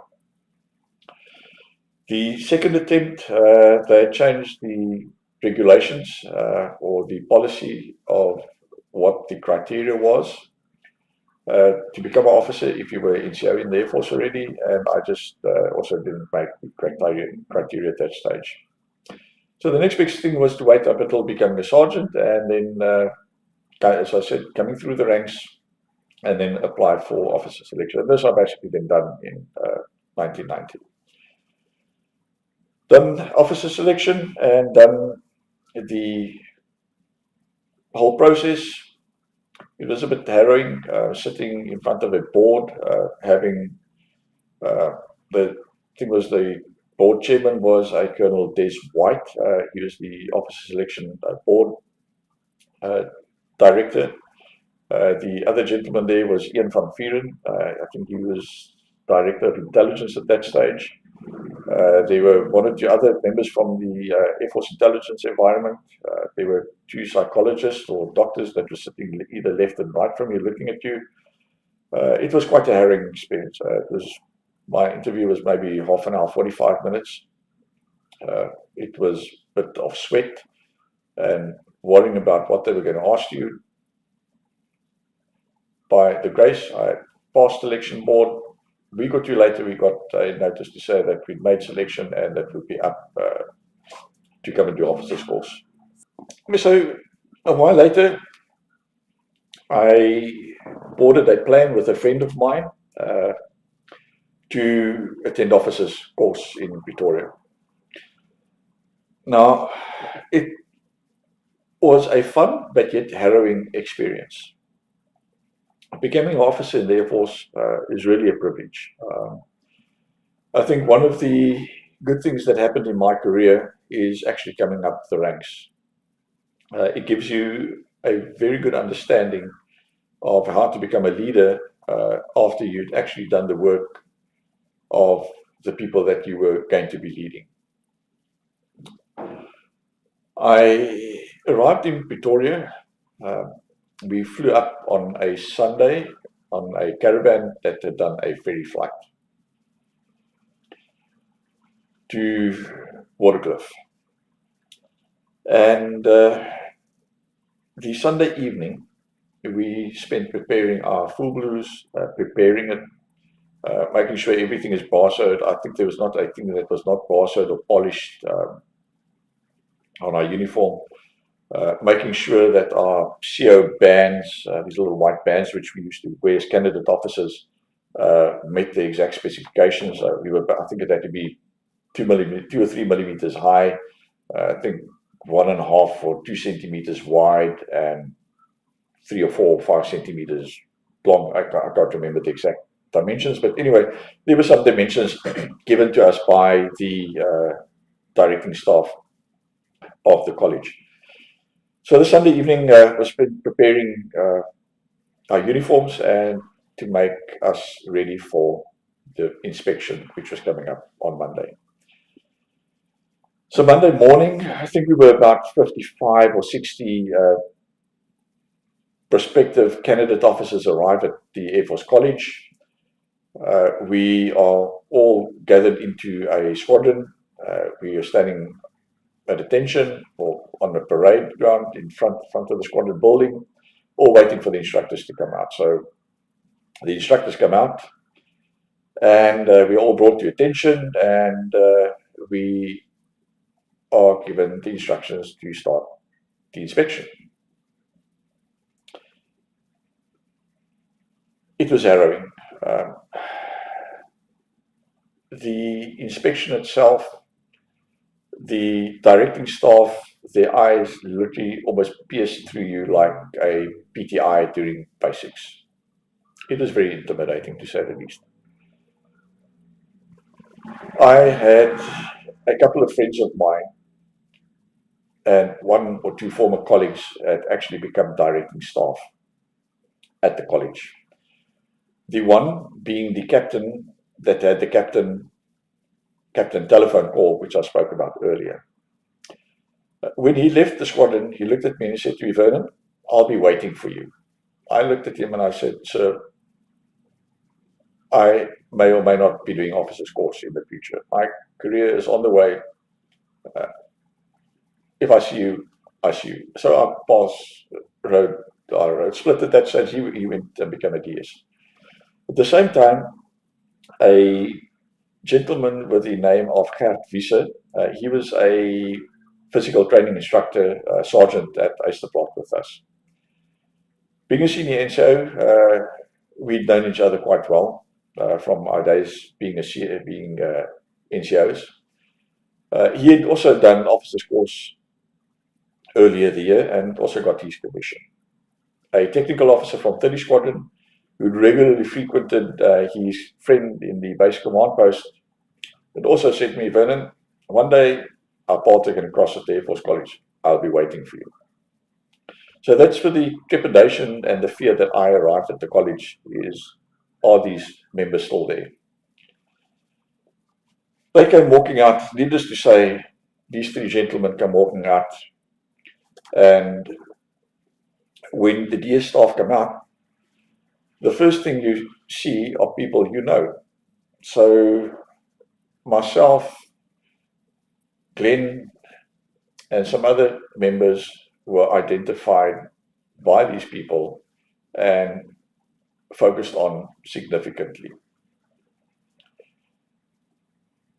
The captain came walking out straight to me, past all the other guys in the flight, and man, he really inspected me from top to bottom. Okay, I think he found dust behind my watch, which I was wearing. There was dust behind my buckle. My name tag was not perfect. My carbon binkies was not perfect. They would find anything. So it was harrowing. So we stood there in this inspection for quite a while. After inspection, we thought, well, things will get a bit calmer right now. We didn't even enter the building. We were told to take our kit. We entered the parade ground, and we had a bit of a parade session around the Air Force colleges, parade ground, just as a bit of straf drill, punishment drill for not passing the inspection. After this, back into the parking lot. At this time, there were a couple of buses parked at the parking lot, and we were told to load all our kit and be off to our accommodation. So we get into the bus, drive off to Waterkloof. As what you go through the main entrance to the Air Force Base Waterkloof area, there's a big Buccaneer on a pole outside, and then the first block of accommodation was the candidate officers block where we were staying. We got there, and then the 5 minute for everything started. So we get told we got 5 minutes to get undressed, find a room, get dressed into our battle fatigue, our combat, our neutra, our browns, and our webbing, and to try on again and be at the bus. Now, have you ever seen 60 people with our baggage trying to make 5 minutes to get changed, to find a room? I remember getting up the first flight of stairs, turning to the right, going down the passage, seeing which room door was open. I just threw down my suitcase, and you're in this flat panic. You've heard about how things go the first day at the college, or the first few days. And we just had this 5 minutes thing, which we knew we were not going to make. It was just another reason when we came down to start giving us little oppies just for not adhering to instructions. So I put on my uniform, I got undressed as quick as possible, I got into my browns, took our webbing, and made my way down to the bus.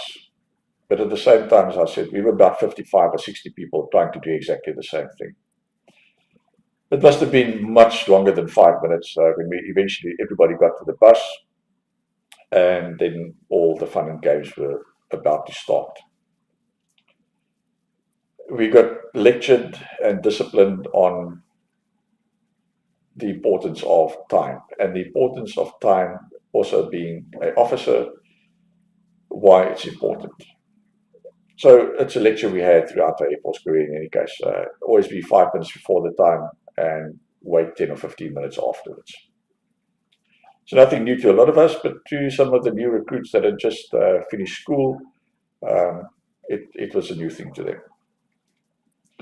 So off we are in the bus, in our Nutria, and we drive to Hammanskraal, which is a training area just north of Pretoria. At Hammanskraal, we are going to participate in a phase which is known as Goga, G-O-G-A. It's Afrikaans name. It basically means, I think, ugly spider or ugly insect or something like that. This 2-3 days is literally just an ugly insect or spider, whatever you want to call it. There's no words to describe it. It is no sleep. We stopped there, got off the bus. We were put into a squad again. And this time I think we had numbers attached to us and colors. And no two colors were supposed to be next to each other, in front of each other, or perpendicular to one another. Okay, it's physically impossible. Okay, so this was after we had tried on in the squad, and I don't know, or reported in the squad. I don't know what the correct English term for tria on is. We were standing there. So once again, it is the PTI instructor, which was Gert Wiese, which has become a lieutenant. He was standing on a little stage, and it was, Mr. Vice, come here. I don't know what I'd done wrong, but anyway, I became an example during the first day there, because I think some of us, the instructors just knew some names, knew familiar faces. It was really the easiest thing than to scream out a CO name or number that they didn't know, or point at the guy. So I accept the fact that it was the easiest way to call people out, to make examples of them. So we get told this is the punishment if we are not listening to them. It was taking your 2 bottles of, I think, your water bottles, which was about a liter and a liter.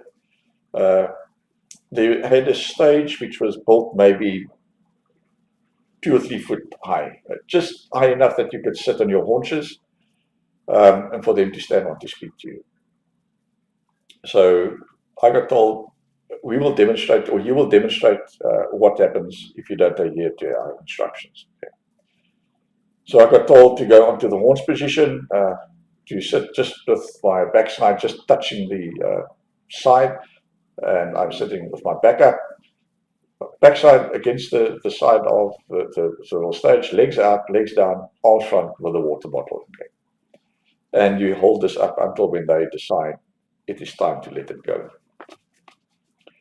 I think it was one of the most strenuous and stressful exercises and uncomfortable things to do, bar holding your rifle in front of you. So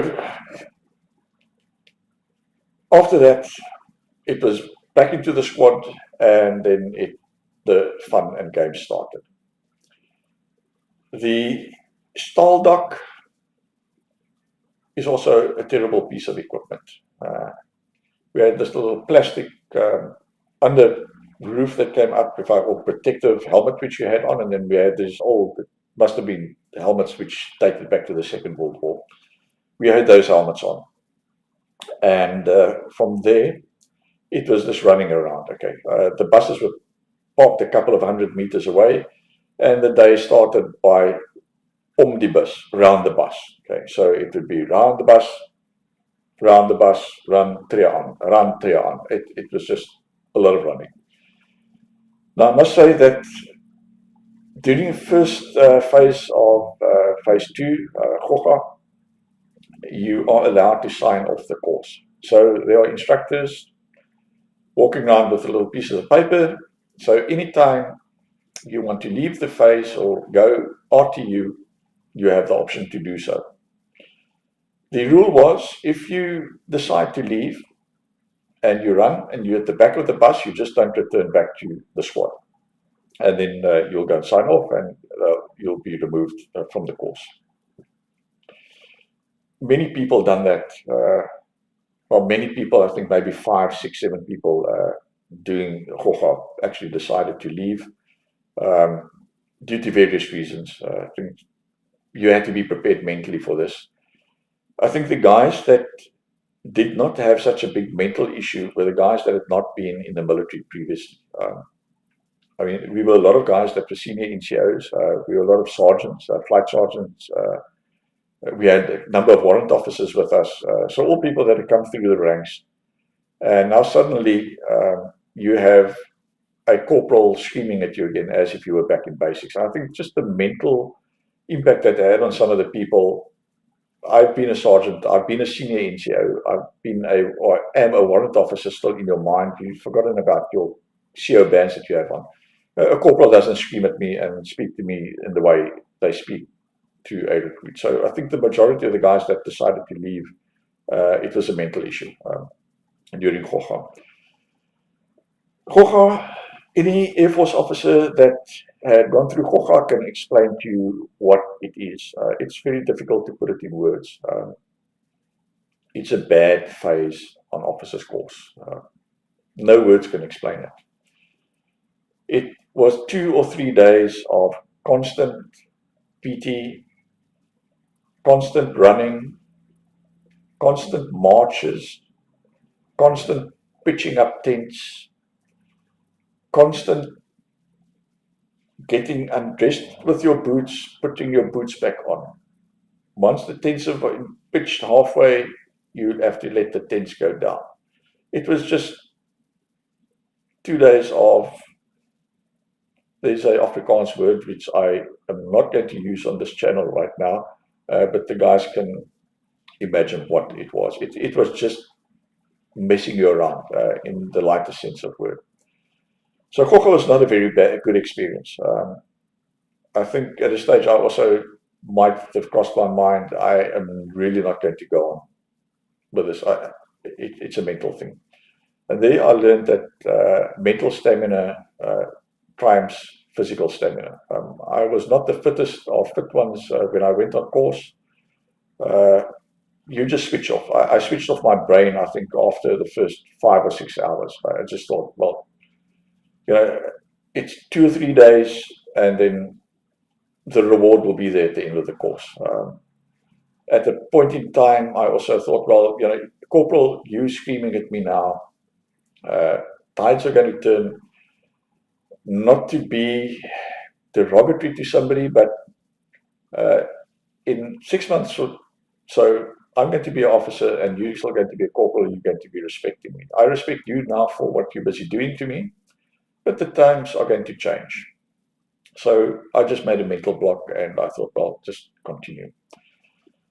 And I think that mental resilience of just going ahead with things is something which I still carry with me throughout my life. Physical ability, not too concerned about. If you can mentally block out things and just focus, you can achieve a lot in life. And that is the way I've been majority of my life. If they tell you jump 6 foot during Khoga, you jump 6 foot 1 inches. It's just one of those things. So Khoga lasted, I think it was 48 hours or 3 days or something like that. I think the Wednesday we were back at the Air Force College and went to get undressed, prepared, showered. We had the afternoon to sort out our rooms. Arriving back at the accommodation, it took us a while, I think, to find all our suitcases and the rooms which we'd actually just put the stuff down in. The next morning was a Thursday. We arrived at the college and we were told to bring our PT kit with us. So we done a fitness test, at which point you had to have, I think it was at least 60% fitness. Now, a lot of the younger generation, the 18, 19, 20-year-olds that come on course were very fit guys. The elders, the late 20s, not that fit anymore, but we would be able to pass a standard military fitness test, which comprised of a 2,4. There were some sprints, there were some push-ups and sit-ups, a couple of exercises which you had to do to show that you're at least 60% fit. Now, in any military course, you have to show a progressive curve, I believe, in terms of your fitness and your academic achievements.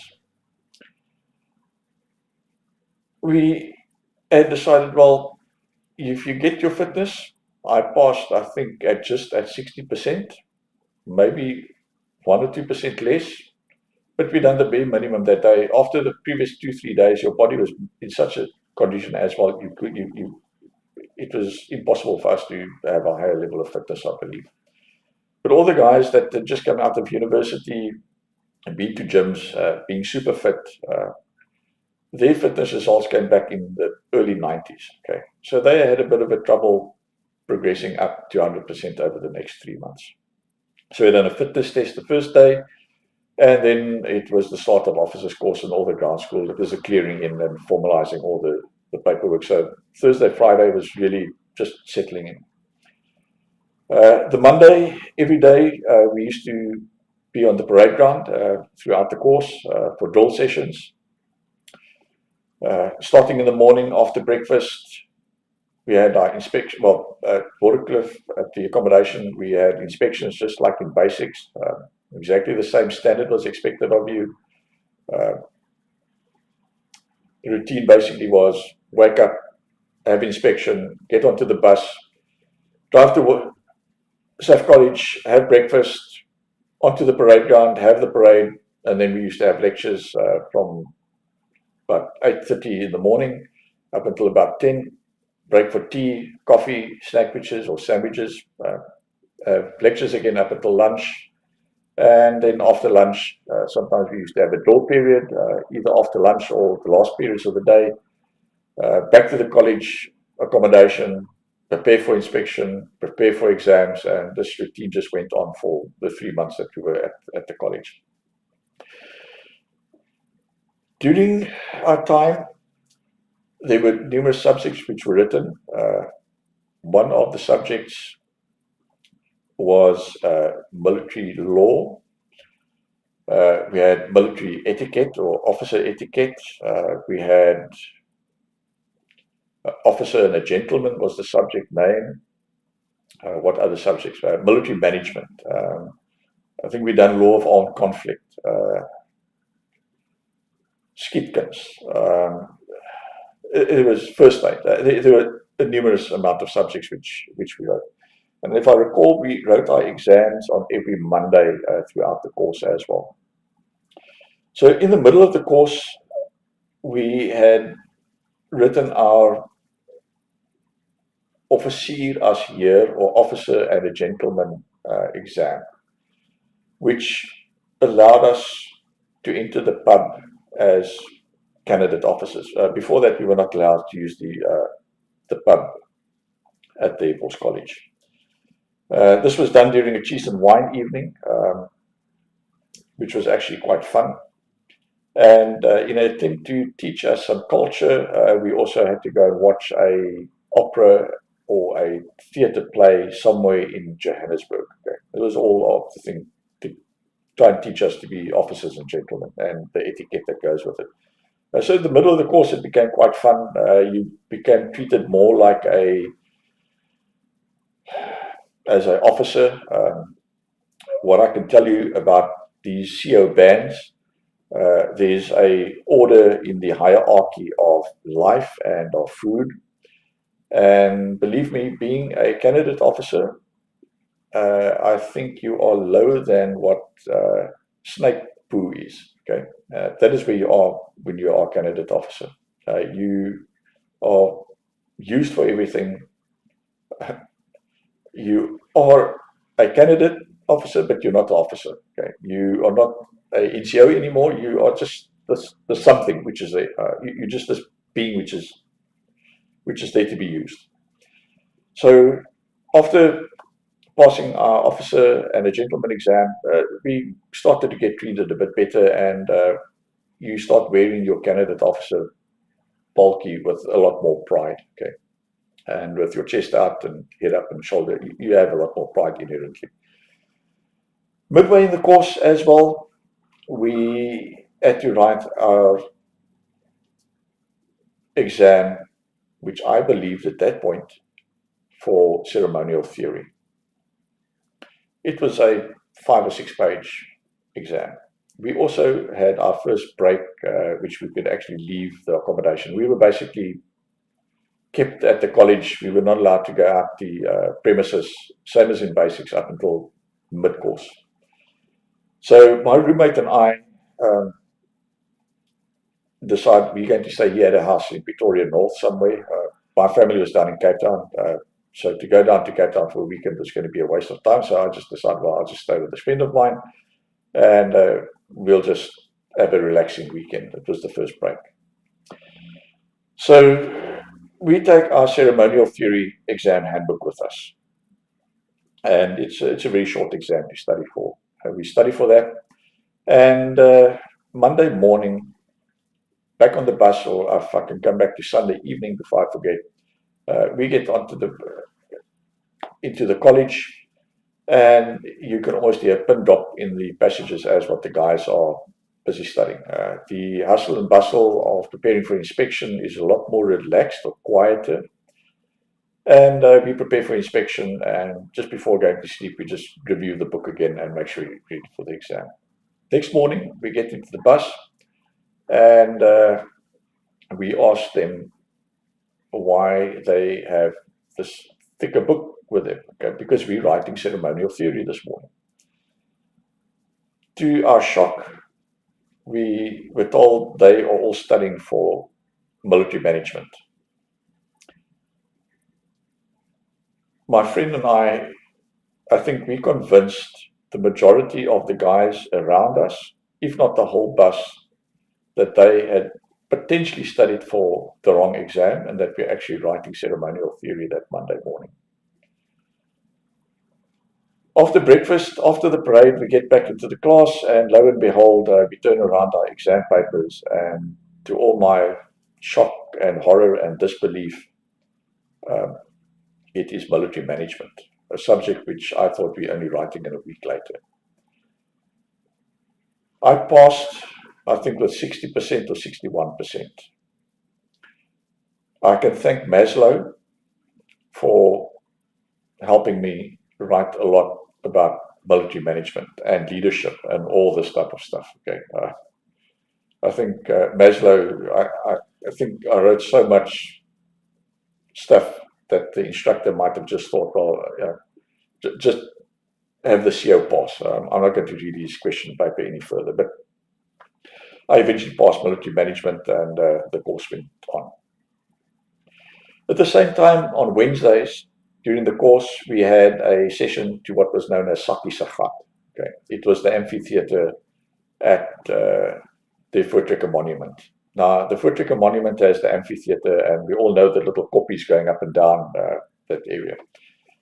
It was used for leadership training exercises, where it would be basically an obstacle course at SAAF. Okay. Usually after lunch, we used to go, and it used to be a leadership exercise where we'd be given poles and Bedford tires, tractor tires, tokkel tower, all funny little implements to carry around, hill, up the hill, down the hill, through the bushes, through the trenches. It was a leadership exercise where you would be appointed as a leader, and your leadership skills would be evaluated on how you actually lead squad. Well, I can almost, if I can say a squad, but how's your leadership skills? Okay. What type of leader are you? So that was part of the practical evaluations throughout the course to do that. Looking back, officers course was fun and games, but the first 3 days, not a lot of fun. Sakkie-Sagat afternoons, not a lot of fun. At the end of the course, we had our passing out parade after 3 months.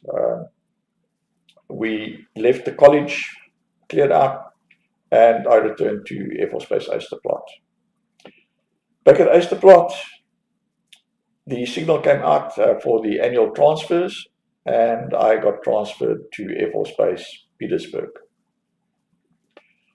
November 1990, I go up to Petersburg. Oh, sorry, November 1991, sorry. I go up to Petersburg.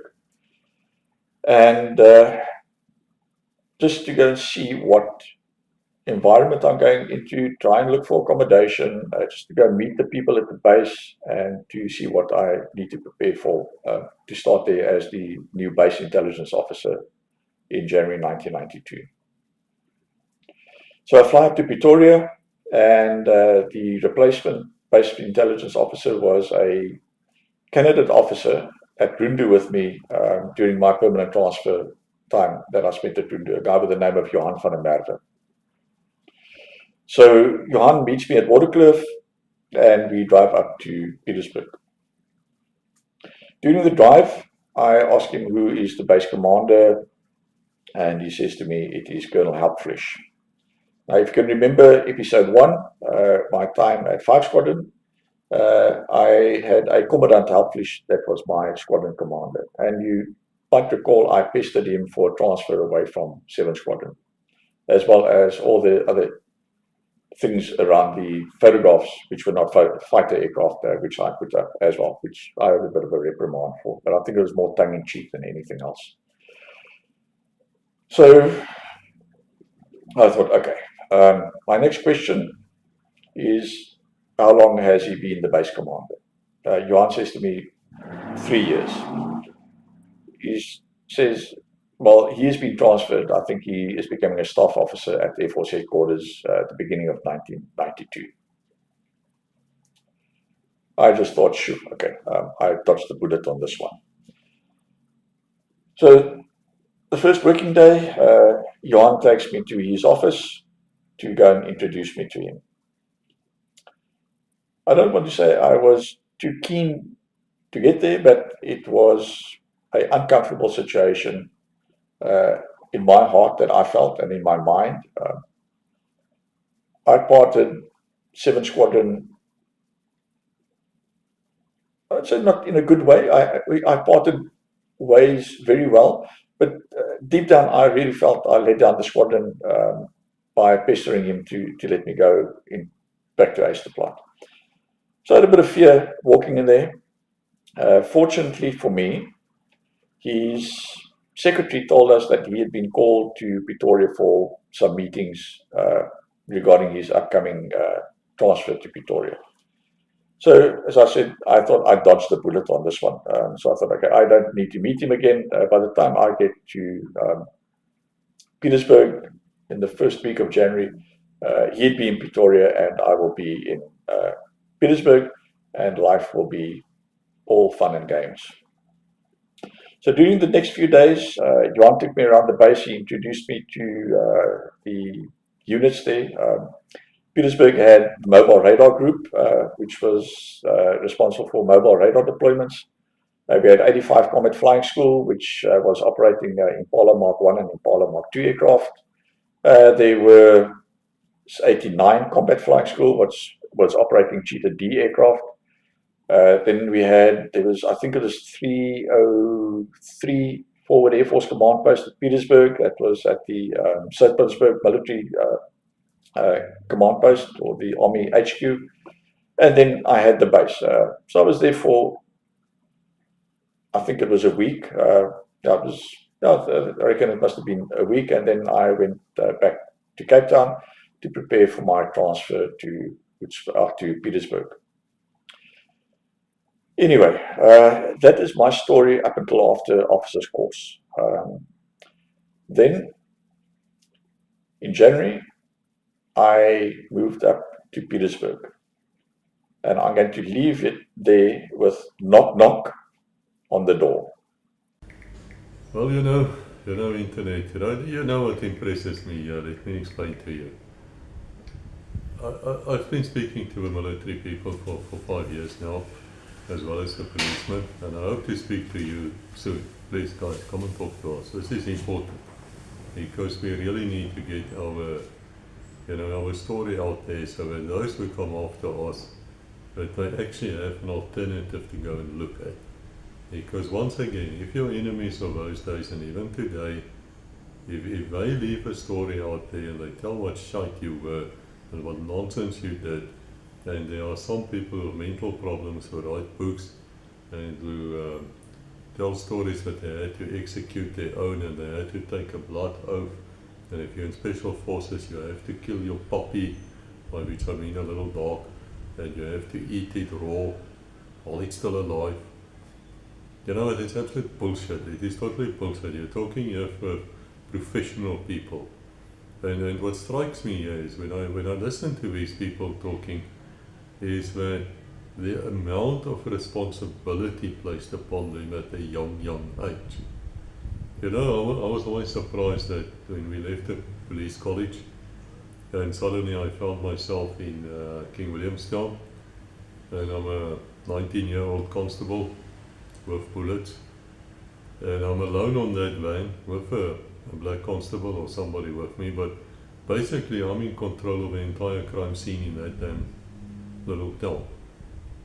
It's just amazing, and the Commissioner, His Excellency, would trust me to do the right thing, because if I don't, there's a jail cell waiting for me and the post of, working in the library in the closest prison. And it really worked on you, because sometimes you're 19 years old, you would come across a rape scene, and it's really not like the movies. This is really very bad. You've never even been with a woman, and now you have to talk to one who's been sexually abused, and children and dogs, and you know what. And I listen to the military people, and of course it's the same. I listen to Colonel Vice, where he talks about being 21 years old, and they're busy, they're planning these operations with the assistance of a woman and these people, and they're part of something so much bigger than themselves. And I think that might be the secret of the military, isn't it?